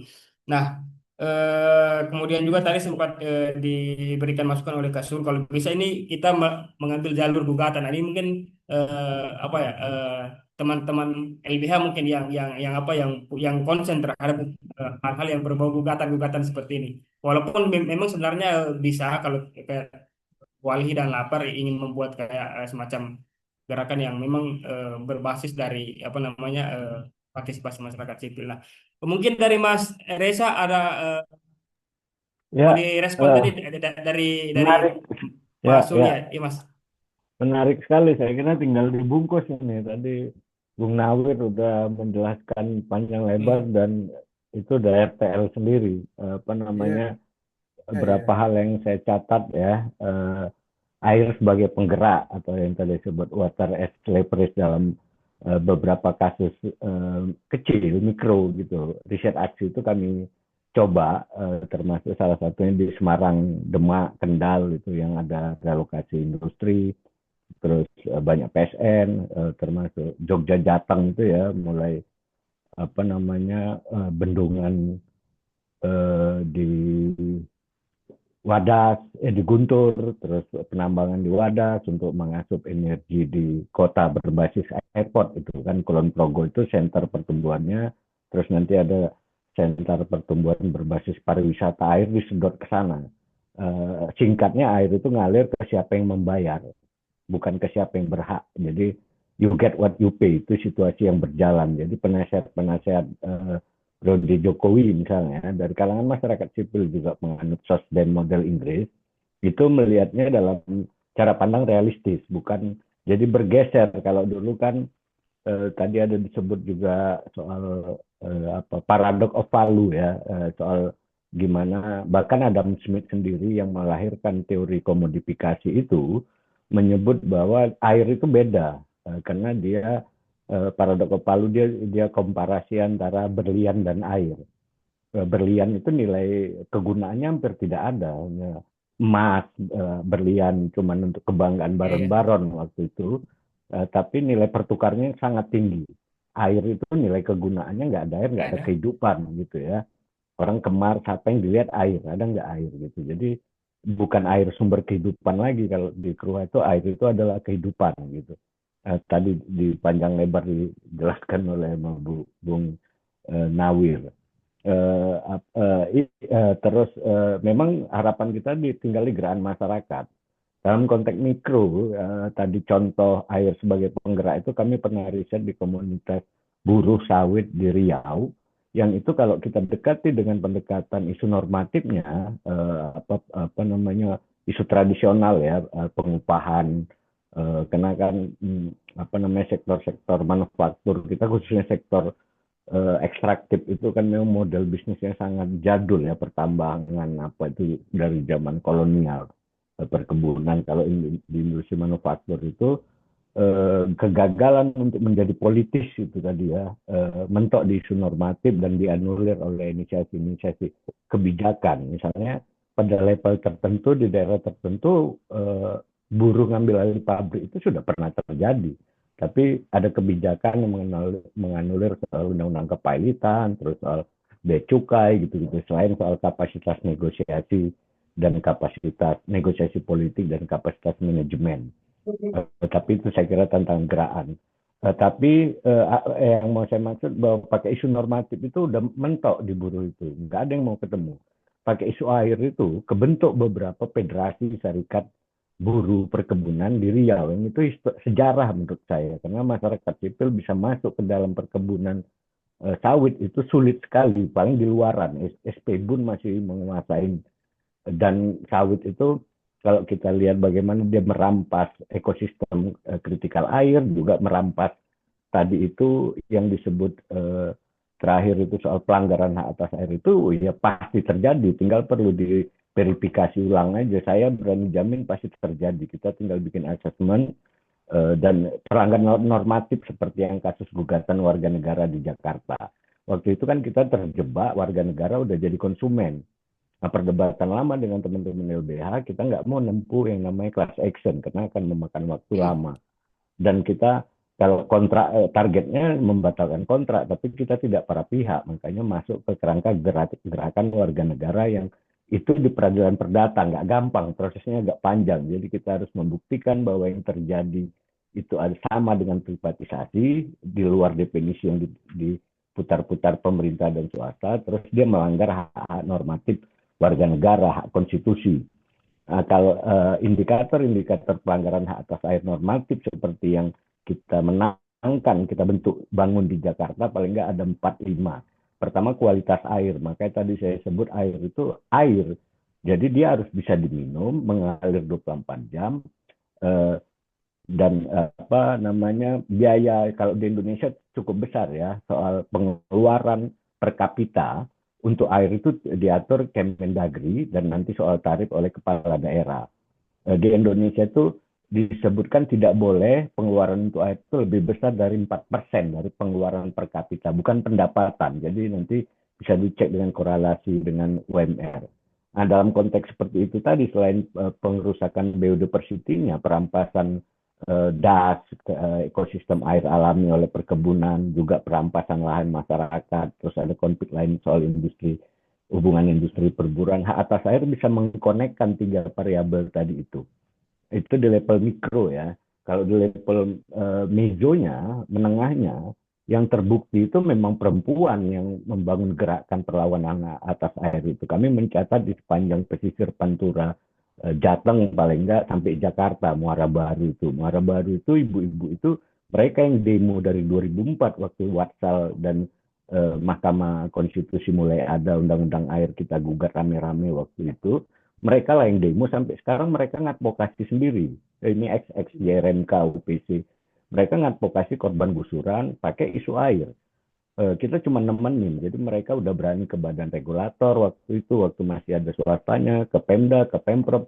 Teknis hariannya udah mereka yang briefing kita, kalau kami rapat sama ibu-ibu itu.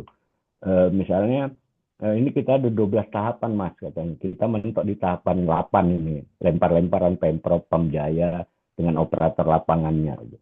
Nah, kita aksi, bikin statement, kita ke Komnas HAM gitu, kita bikin surat ke pelapor khusus, nah, membuka ruang dan kepercayaan diri mereka terbentuk, pengetahuan teknisnya terbentuk. Berapa hari lalu, saat halal bihalal, berapa minggu lalu, itu pertama kali setelah hampir 20 tahun masuk pipa ke situ. Ibu-ibu itu yang berjuang. Jadi saya kira masa depannya ada di situ. Kalau di Banten penolakan, tadi itu pendirian pabrik eksplorasi Danone Aqua terbesar se-ASEAN itu pesantren-pesantren yang bergerak. Tadi itu mediator kultural, perlawanan kultural, walaupun ada 2 pola ya. Kalau model Brazil yang disebut tadi itu koperasi kesehatan, koperasi air, itu demokratisasi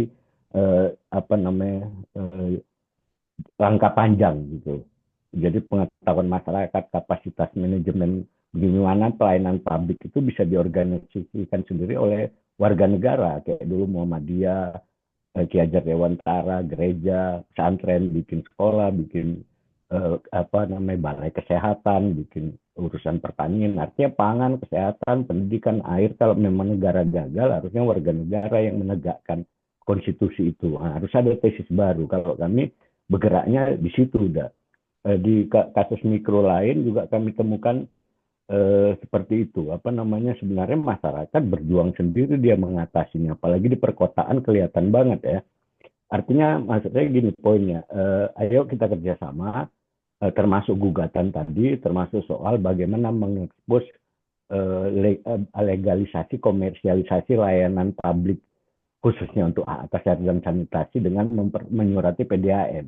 Kalau kita udah tahu itu hak publik ya, kita tempuh itu terus menerus sudah bertahun-tahun. Itu basis gugatan warga negara supaya dapat asumsi.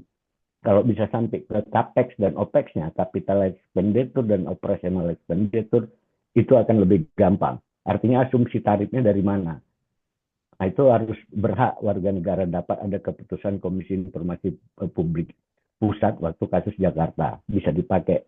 Artinya informasi manajemen itu harus bisa diakses masyarakat karena menurut MK, kami pakai basisnya dalilnya MK bahwa air itu adalah res commun.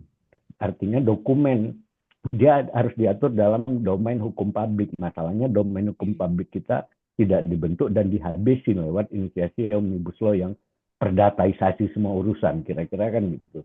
Makanya politik demokrasi langsung penting tadi itu, warga itu pengguna atas air perlu diorganisasikan, itu memang sangat krusial. KUHA akan menempuh jalur itu lagi, dulu pernah ditempuh gitu, tahun depan ini udah akan ke situ. Tapi di luar urusan tadi pelanggaran normatif yang menurut saya lewat presiden di beberapa daerah bisa kita kerjasama ya untuk membuktikannya, untuk menegakkan otoritas publiknya dan juga membuka peran warga negara. Harusnya pengguna air itu berhak untuk ikut rapat menentukan tarif air, berapa biaya operasionalnya, berapa biaya modalnya, belanja modalnya. Karena belanja MK menyebut biaya operasional pengelolaan sumber daya air tidak boleh dibebankan ke masyarakat karena itu tanggung jawab utama negara. Negara didirikan untuk itu, untuk tadi yang saya sebut mengelola relasi manusia dengan bumi, air, dan angkasa tadi itu. Kalau enggak udah gagal negara udah gagal. Bukti negara gagal secara normatif dengan melakukan pembiaran pelanggaran atas air ya, yang dalam konteks hak positif, artinya kalau tidak dikerjakan oleh negara berarti ada pelanggaran. Beda dengan hukum sipol yang negatif, right, hukum negatif gitu. Makin minim tanggung jawab negara, makin bagus terkait kepercayaan, ideologi gitu. Tapi kalau hak positif, ekosop tidak dilakukan berarti pelanggaran. Berarti pengelolaan resource-nya, pengelolaan layanan publiknya itu melanggar. Tapi di luar itu ada yang lebih krusial, yaitu pelanggaran sistematis yang tadi mau saya tunjukkan pakai kasus Dieng lewat ekstraksi geotermal dan pertambangan lainnya. Yang kedua kasusnya Kendeng.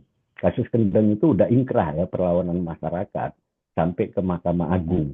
Artinya pabrik harusnya tidak berdiri tapi terlanjur berdiri, ilmu terlanjur kan. Nah itu kita membuktikan ada pelanggaran sistematis. Kasus lainnya Gaza, water apartheid waktu itu yang masih sekarang sampai masih kita proses dengan BDS campaign dan Stop the World di Palestina. Itu bagaimana air dan pangan dijadikan alat senjata perang. Ini isunya makin tinggi. Terus artinya tapi kok mikro-mikro ini nanti perlu terhubung gitu. Saya kira kalau kayak tadi ini memang sangat jarang diskusinya, tapi akan dalam 2-3 tahun ke depan akan membesar perkiraan kami karena problemnya, manifestasi konfliknya, krisisnya juga makin kelihatan gitu yang harusnya kita nggak alamin gitu. Artinya ada alternatif, ada solusi lain. Membuktikan pelanggaran-pelanggaran itu secara sistematis itulah caranya dan kekuatan utamanya ada di gerakan masyarakat karena sekarang proses-proses pelembagaan demokrasinya dikooptasi luar biasa ya. Jadi demokrasi, bentuk-bentuk demokrasi langsung itu misalnya tadi dalam harus ada proaktif warga menghitung kerugian baik ekonomi, pendapatan, kesehatan segala macam itu. Itu harus banyak di semua kota baru dia akan jadi gerakan. Termasuk tadi itu pelanggaran sistematis lewat pertambangan, perubahan bentuk kawasan sebagai tanaman nasional, kawasan industri, itu juga modus-modus sistematis yang sedang berjalan. Terus pertanyaannya kalau itu terus terjadi bagaimana? Nah ini saat ini kita sedang nanti akhir bulan kita akan lakukan namanya International Juris Conference. Jadi pembentuk hukum di PBB itu dengan beberapa pelapor khusus kita akan bikin untuk merespon dinamika di forum HAM PBB tadi, di mana lobby-lobby korporat makin menguat. Beberapa negara Eropa termasuk Belanda sangat aktif. Belanda ini kan sangat aktif menjual solusi krisis air dari mulai coba lihat di semua proyek penambangan pasir termasuk reklamasi itu pasti ada delta rest. Argumen yang selalu tercantum dalam semua proyek di tiap daerah itu adalah pengadaan air atau bendungan waduk gitu. Itu untuk tadi itu karena bisnis jual beli airnya makin telanjang. Jadi air untuk kepentingan komersial, kawasan industri, PSN itu artinya memang salah satu keberhasilan pengusung pasar tadi itu pasarnya membesar di Indonesia, institusi pabriknya rontok. Potensinya tinggal di gerakan warga negara itu. Saya kepanjangan tadi, tapi mungkin soal dampak eh, kita nggak banyak cerita tadi, udah banyak ke RTL ya soal dampak. Misalnya secara umum Indonesia negara G20, Riau itu pertumbuhannya termasuk tertinggi di Sumatera, tapi akses airnya nggak sampai 20%. Dan stuntingnya tinggi secara nasional, stunting kita 30% bayi kita itu terancam stunting, artinya gagal tumbuh. Itu kan kejahatan sistematis. Udah teridentifikasi masalahnya tapi tidak diatasi secara serius. Stunting itu penyebab utamanya buruknya layanan air dan sanitasi. Data Bank Dunia 100.000 anak per tahun meninggal akibat buruknya air dan sanitasi. Kita kalah dibanding semua negara di ASEAN, Kamboja, Vietnam, apalagi Thailand, Singapura gitu ya. Nggak ada korelasi pertumbuhan ekonomi tadi berbasis pertumbuhan dengan tadi tanggung jawab negara, hak warga negara, kelayakan hidup, jaminan sosial atau apapun nomenklatur yang kita pakai. Dan berbeda kita dengan ini terakhir, berbeda soal demokratisasi air. Tadi ada model Brazil gitu, ada juga model Cochabamba, Bolivia. Berbeda dengan situasi reformasi di kita, pemberontakan politik akibat yang dipicu juga oleh krisis ekonomi, tapi apa namanya penindasan selama rejim Orde Baru selama 32 tahun. Kalau di krisis ekonomi melahirkan apa ya kayak drama politik lah, karena banyak juga kegagalan untuk melembagakan reformasi itu. Tapi pasca reformasi kita baru bisa lihat soal bagaimana kekayaan bersama, sumber daya atau apapun istilahnya dalam kualifikasi UPA itu bisa kita lihatin, termasuk soal pengelolaan air waktu itu dan sektor lainnya. Tapi kalau di Cochabamba yang kan mungkin cukup dikenal ya istilah perang air, Cochabamba Water War itu proses privatisasi airnya yang sampai sumur itu digembok, air hujan nggak boleh ditampung, harus ada izin. Kalau dibiarin gitu ya, eh, itu melahirkan pemberontakan seperti 98 dan melahirkan demokratisasi. Krisis air, krisis layanan air akibat paksaan Bank Dunia dan IMF khususnya di Bolivia itu melahirkan situasi kayak 98, dan masyarakat adat pertama kali bisa jadi presiden waktu itu Evo Morales. Itu termasuk historikal, dan itu lewat mobilisasi antar kampung-kampung kota, bukan lewat litigasi atau jalur panjang tadi itu. Nah, kita connect sama mereka, sering exchange juga situasi pasca ini sekarang gimana bertahan. Poin terakhir saya, kalau tadi pelanggaran hak atas air terus menerus dilakukan walaupun masyarakat udah melawannya, udah bertahan gitu, apa yang harus dilakukan? Nah, itu yang sekarang sedang Kruha usulkan lewat tadi Conference dan ke UN lewat 3 pelapor khusus PBB, pelapor khusus atas air dan sanitasi, pelapor khusus untuk extreme property, dan housing. Tiga ini cukup struktural, dianggap agak kiri lah di PBB, sedang butuh ditemani, kita temanin. Kita mengusulkan hak atas air sebagai hak untuk komunitas untuk bertahan, right to water as self defense.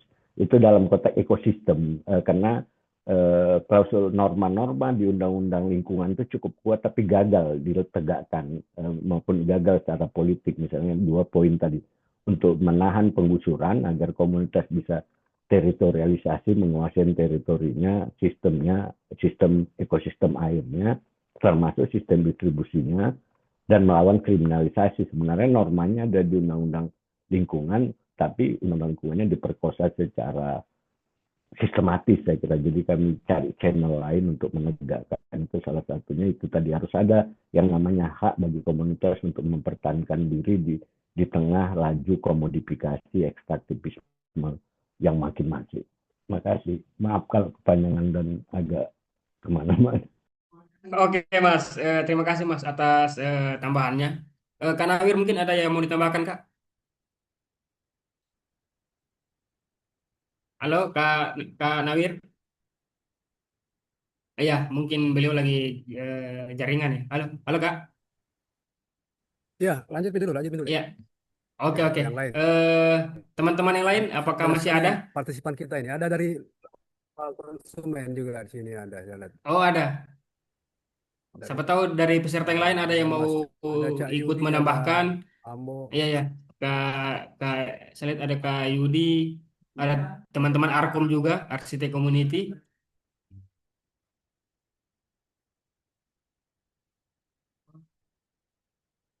Apakah masih ada yang ingin bertanya, menambahkan atau berbagi pengalaman lah? Ya, ya Kak Judi mungkin silakan Kak. Iya, eh, ya selamat sore. Sorry Kak.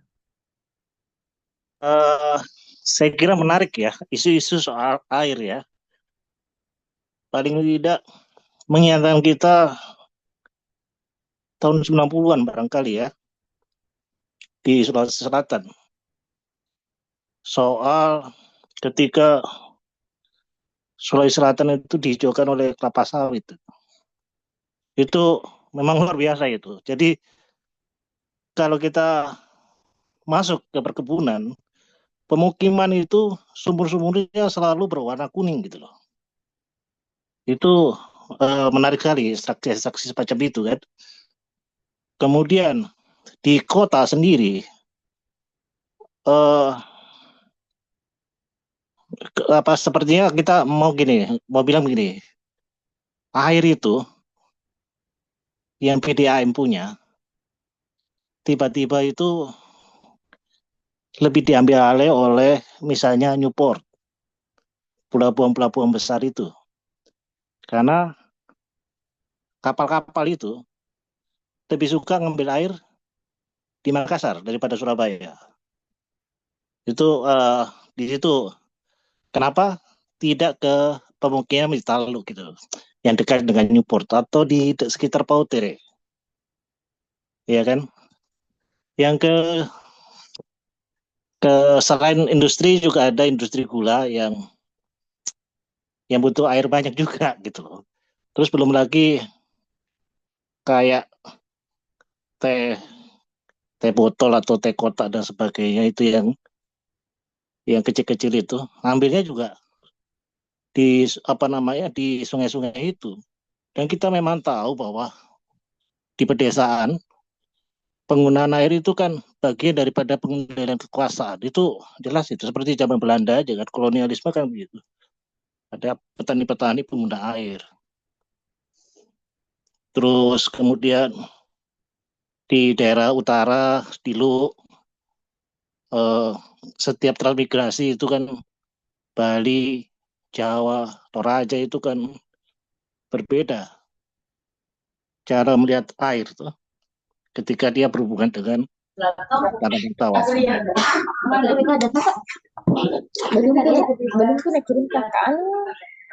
Ya, halo.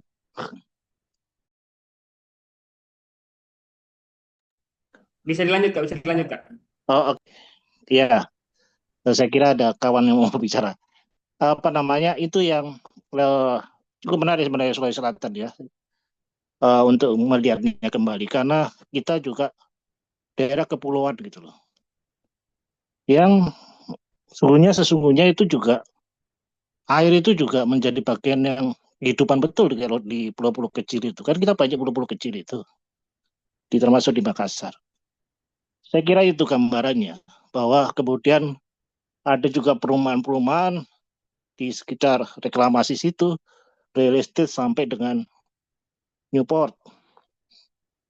Itu bisa dicek gitu, penggunaannya air. Sementara kawasan-kawasan miskin kota, yang di sekitar situ juga, itu juga ada kebutuhan-kebutuhan untuk air bersih. Karena di situ kan daerah-daerah payo, di mana butuh juga air bersih kan. Itu gambarannya. Saya kira Baik itu. Kak. Ya, makasih. Oke Kak, terima kasih Kak, apa namanya? Eh, Kak Judi Harjo. Kalau di hasil risetnya teman-teman Wali dan Lapar itu memang di wilayah utara Makassar ya di Kecamatan Teluk di 3 kelurahan itu memang berdekatan ya dengan proyek strategis nasional Makassar Newport yang jaraknya memang cukup dekat, tidak tidak tidak sampai 1 kilo lah. Bahkan Kelurahan Bula mungkin hanya jaraknya hanya hanya hanya 50 sampai 100 meter dengan Makassar Newport. Nah, jadi pada saat diseminasi hasil riset dengan saya kira PDAM juga hadir itu, Direktur Wali menyampaikan bahwa eh, asumsi kami itu kenapa wilayah utara itu masih sangat jarang itu karena masih terkait dengan legalitas kepemilikan tanah gitu. Ini mungkin negara melihat wah, mereka sebagai apa ya, apa namanya, masyarakat yang bermukim yang statusnya tidak jelas, maka layanan publik juga itu masih masih masih sulit untuk masuk ke sana. Itu masih asumsi kami itu terkait dengan akses kepemilikan tanah begitu. Karena memang di wilayah utara itu masih banyak sekali warga yang belum memiliki apa namanya, legalitas kepemilikan tanah. Nah, kalau mau dilihat juga sebenarnya kan Makassar ini kan tidak punya sumber air, jadi dia sumber airnya itu berada di wilayah Goa dan wilayah Maros begitu. Jadi kalau kedua wilayah tersebut mengalami gangguan, eh, baik itu akibat dari apa namanya, industri ekstraktif atau kurangnya perawatan daerah aliran sungai, maka bisa dipastikan Makassar akan mengalami apa namanya, gangguan dalam hal distribusi air gitu. Nah, Eh, bisa itu sedikit gambaran. menyela kan? Halo, bisa menyela? Ya kak, ya kak, ya kak, ya kak, Jadi, silakan kak. ya, oke, kita di Maros itu ambil airnya tuh. Dulu Iya itu kak, dari pemerintah Liko Maros, Pancing. ya Leko Pancing. Ada beberapa lah, Iya Leko kak, Pancing sama yang di Cineberang ya. Cineberang itu yang di iya kak, ya kak. daerah Pandang-Pandang situ. Ya sama yang di atas tuh, yang di apa namanya sampai apa hampir di Bili-Bili. Pilih-pilih ya. Mereka, ya mereka itu juga mau ambil untung gitu loh. Argumentasi kawan-kawan yang di BDAM, air itu adalah haknya setiap orang gitu loh, hak rakyat gitu. Nggak ada kepemilikan, maksudnya tidak ada properti. Soal air itu nggak ada properti, nggak bisa dibatasi itu. Itu yang pertama. Kemudian di PDAM juga ada masalah soal kebocoran, dan itu biasanya di barak-barak militer itu, kebocoran itu. Saya nggak tahu seberapa jauh progres ya. Itu tambahan aja Pak. Oke kak, terima kasih kak. Untuk teman-teman yang lain mungkin masih ada, saya lihat ada Kak Ambo juga di sini. Sebetulnya Kak Ambo mau menambahkan atau ada teman-teman yang lain.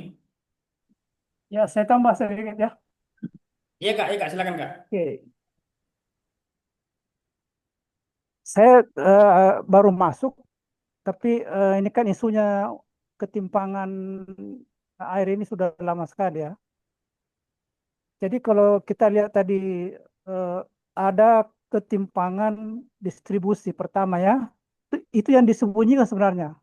Ada struktur tersembunyi terkait dengan ketimpangan tadi. Misalnya tadi itu eh, sudah digambarkan tadi sama Mas Jody mengenai kebutuhan air di pelabuhan, Newport, kemudian industri-industri, kemudian juga ini kan kebutuhan air ini juga kan bertambah terus dinamis. Pengembangan perumahan juga memerlukan itu. Sehingga karena tadi disebutkan bahwa ini masalah wilayah-wilayah yang masalah administrasi, sehingga saya kira eh, kebutuhan air tidak bisa eh, diambil alasan karena masalah administrasi, karena ini kebutuhan pokok. Jadi harus melampaui batas-batas akses ketika kebutuhan pokok ini tidak terpenuhi. Sehingga kita harus membongkar struktur ini sebenarnya. Karena ini sudah lama belum ada yang berani untuk membongkar ini. Karena ketidakadilan ini terus menerus. PDAM itu banyak sekali macam-macam manunya ya, eh, apa ya alasannya. Masalah apa ya kebocoran itu kan sudah puluhan tahun itu kebocoran. Tapi di sisi lain kita lihat ada banyak korupsi di sana. Itu sudah beberapa periode itu sudah banyak korupsi di situ. Sehingga ini misalnya ada yang struktur tersembunyi ini yang kita harus bongkar sebenarnya karena berkaitan dengan ketidakadilan itu dan ketimpangan ini. Jadi kalau sebenarnya kalau kita punya data-datanya baik dari sisi proyeknya, kemudian data-data dari PDM sendiri dan data-data kerugian masyarakat itu bisa dikonfrontasikan antara eh, korban yang dialami tadi sudah disebutkan tadi Mas Reza mengenai hubungannya dengan kesehatan, hubungannya dengan anak-anak. Ini harus didampingkan seperti itu sehingga muncul bahwa ini ada pembiaran dari negara. Nah, ketika ada pembiaran, eh, ya termasuk juga ini kan kayak janji di sisi politik ya, ketika ada pilkada itu pasti banyak janji-janji. Tapi kenyataannya itu akan berulang seperti itu lagi. Sehingga ya mungkin ada apa ya kebutuhan kita untuk membongkar sesuatu struktur ini sehingga kita bisa bersama-sama bisa mengungkap seperti itu. Saya kira sementara sekian. Oke, terima kasih Kak atas masukannya. Saya kira waktu sudah menjelang maghrib ya, mungkin saya akan berikan kesempatan mungkin untuk ke kedua pembicara. Yang mungkin Kak Nawir terlebih dahulu sebagai closing statement Kak.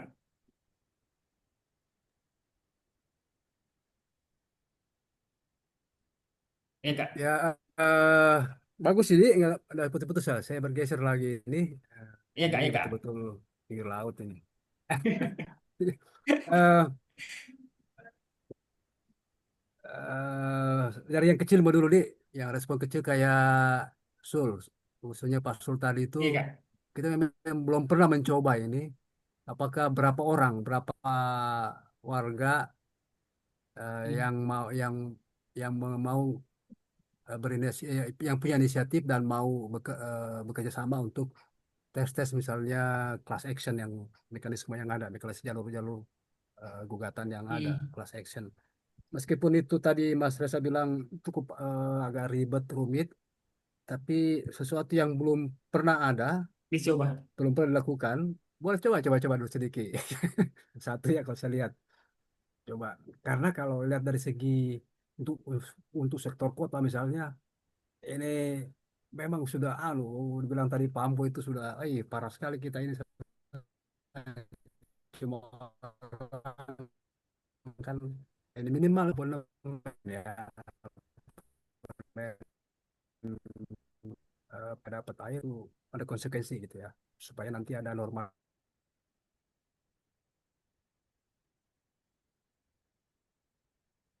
Putus Kak, putus Kak. Mungkin dimatikan saja kameranya Kak, masih putus-putus Kak. Norma yang standar bisa dipakai.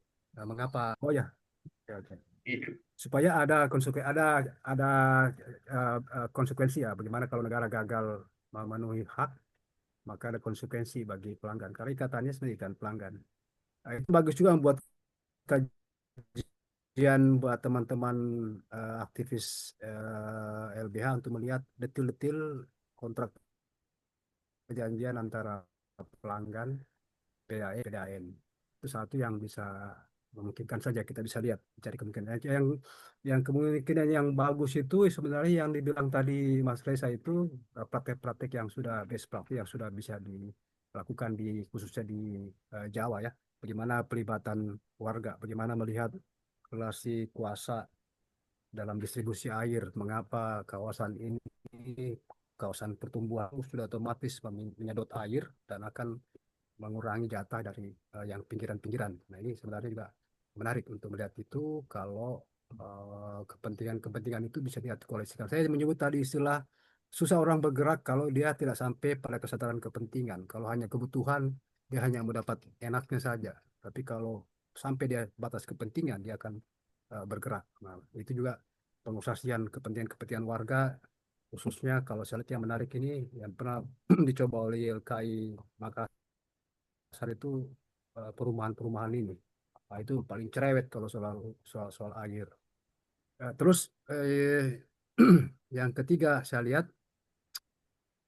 eh, apa eh, di internasional tentang air ya, dia sendiri banyak ketinggalan. nggak sampai ke sana. Dan itu saya dapat banyak dari aktivisme di tingkat global berkaitan dengan kebijakan air tadi itu. Itu. Ya, kalau yang terakhir itu saya karena ini kita bagian yang mengalami kesulitan soal air, eh, saya rasa diskusi ini tidak berhenti di sini, tetap menjadi faktor pemantik saja untuk menemukan formula cara kita mempengaruhi kebijakan, cara kita melibatkan warga dalam air dari persoalan air ini, pemenuhan hak atas air.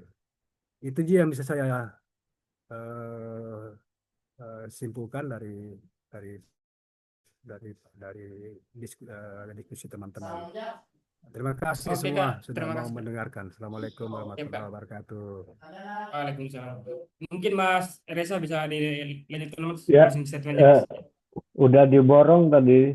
Saya kira diskusinya cukup berkualitas ya. Saya kira Makassar kalau ini berlanjut bisa jauh lebih maju dari di Jakarta, di Jawa gitu tadi, termasuk peran tradisional perempuan, rakyat pekerja informal itu mungkin tenaga penggerak yang bisa memimpin gerakan ini yang sistematis tadi. Tapi termasuk membongkar ini memang underreported, under-regulated gitu. Jadi memang banyak data-data, asumsi-asumsi yang dipabrikasi, termasuk tadi itu asumsi-asumsi PDAM, termasuk banyak spin doctor ya di Jakarta itu banyak itu yang menggiring isunya sama seperti di Afrika, seolah-olah isu utamanya kelangkaan air itu untuk membenarkan biaya membeli air, mendatangkan airnya itu yang di situ salah satu finansialisasi airnya selain penguasaan tanah lewat sumber yang punya sumber air banyak untuk tanaman atau aktivitas industri yang rakus air. Kalau tadi udah dikatakan kalau kami udah berasumsi negara udah gagal. Buktinya negara udah gagal, dicabut MK Undang-Undang Nomor 7 Tahun 2004. Itu negara kan gagal mengatur, meregulasi, menertibkan, membatasi yang besar, melindungi yang kecil. Itu ada 7 atau 8 istilah bahasa Belandanya yang udah dilanggar negara. Tadi disebut juga bahwa sama sebenarnya hak penguasaan negara atas air itu sama dengan zona ekonomi eksklusif yang lahir dari deklarasi Juanda. Dia teman-teman mungkin masih ingat hilangnya Sipadan Ligitan. Itu negara mengklaim, NKRI mengklaim, tapi nggak mato, nggak mengadministrasi, nggak ngatur bukti aturan-aturan patok data-data itu yang dipakai Malaysia di pengadilan, makanya kalah kita dalam konteks hak atas air. Bukti-bukti yang dipakai MK bahwa negara gagal memenuhi hak atas air itu salah satunya PP 16 tahun 2005 yang mengatur soal kerjasama swasta dengan pemerintah yang sekarang ada di hulu hilir, artinya di bisnis pengadaan air itu waduk-waduk segala macam itu perusahaan-perusahaan besar mulai dari Salim Group, terus Medco, Sinarmas, semua bisnis itu sekarang jadi tapi dikuasai oligarki kira-kira gitu. Mereka belajar gimana swastanisasi air Jakarta itu bisa membentuk bisnis yang besar. Kenapa? Di Jakarta populasinya besar, sumber airnya banyak, jadi gampang sebenarnya tinggal menciptakan situasi krisis. Jadi krisis by design gitu, gimana supply air terbatas, demand-nya tinggi. Supply air terbatas itu gimana? Dibiarkan rusak sumber-sumber air itu. Kalau di Jakarta 50 sungainya dibiarkan rusak, Citarum sumber utama dibiarkan rusak, terus diproposalkan untuk penanggulangan kerusakannya. Sama di banyak tempat dulu di Jawa Tengah, di Batang, daerah-daerah tekstil itu, bupati-bupati itu dia nggak mau sungainya diperbaiki. Karena jadi ada pembiaran dan itu sistematis. Dulu waktu tadi saya sebut IMF, waktu itu direkturnya Michael Kamdesus. Dia juga punya proyek yang namanya Kamdesus Project. Itu untuk situasi di Indonesia. Jadi privatisasi itu strategi politik sebenarnya untuk menciptakan bagaimana supply terbatas, demand yang tinggi agar pasar air terbentuk. Kalau demand-nya tinggi, supply terbatas, berlaku hukum ekonomi. Harga yang tinggi harapannya akan membantu meningkatkan minat investor untuk berinvestasi di sektor air. sektor air itu sulit dijual. Dari dulu ada namanya PPP Book, Private Public Partnership, sekarang PSN, itu nggak ada yang laku dijual dibanding kalau proyek-proyek energi misalnya. Dan Bank Dunia sendiri sebenarnya udah bilang bahwa nggak cocok swasta masuk di air karena dia rentan secara sosial politik dan sulit memperlakukan mekanisme ekonomi itu 2003. Tapi sekarang karena krisis air itu makin manifest gitu, solusi-solusinya menjadi bisnis tersendiri, termasuk asuransi, teknologi pengatasan krisis air, teknologi apa namanya bendungan, segala, apa namanya reklamasi dan macam-macam itu yang disebut krisis by design itu artinya kalau pelanggarannya lewat pembiaran itu udah nggak sulit membuktikannya, tapi nanti tinggal diturunkan dalam konteks Makassar, Sulawesi, atau pulau sekalian. Terima kasih dan saya sangat senang kalau bisa berlanjut menjadi gerakan. Saya kira tadi kepaparan dari yang nanya, komentar-komentar juga semua bisa jadi RTL. Terima kasih. Assalamualaikum. Waalaikumsalam warahmatullahi wabarakatuh. Ya, terima kasih Mas Reza. Ya, saya kira itu ya untuk diskusi kita pada sesi pertama, series yang pertama karena masih ada 5 series tentang air ini dengan apa dengan perspektif yang beragam ya. Nah, saya ucapkan terima kasih kepada kedua pemantik diskusi, Mas Reza Said dan Kak Nawir yang sudah menyempatkan waktunya ya untuk hadir ya. Kemudian terima kasih juga kepada para peserta yang sudah hadir dan para senior-senior. Saya kira ada beberapa tadi yang memberikan tanggapan dan masukan. Memang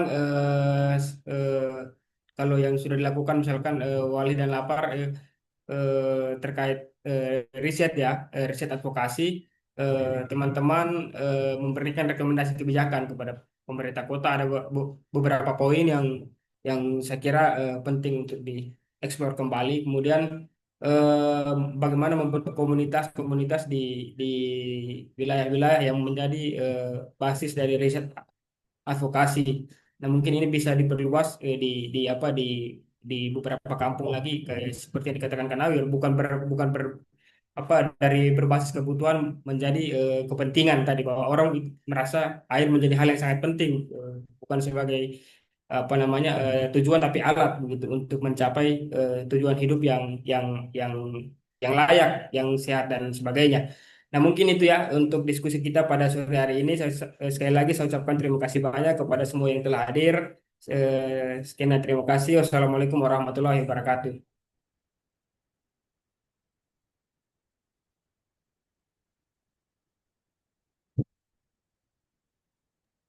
Terima kasih. Waalaikumsalam. Siap Mas, siap Mas. Terima kasih Mas.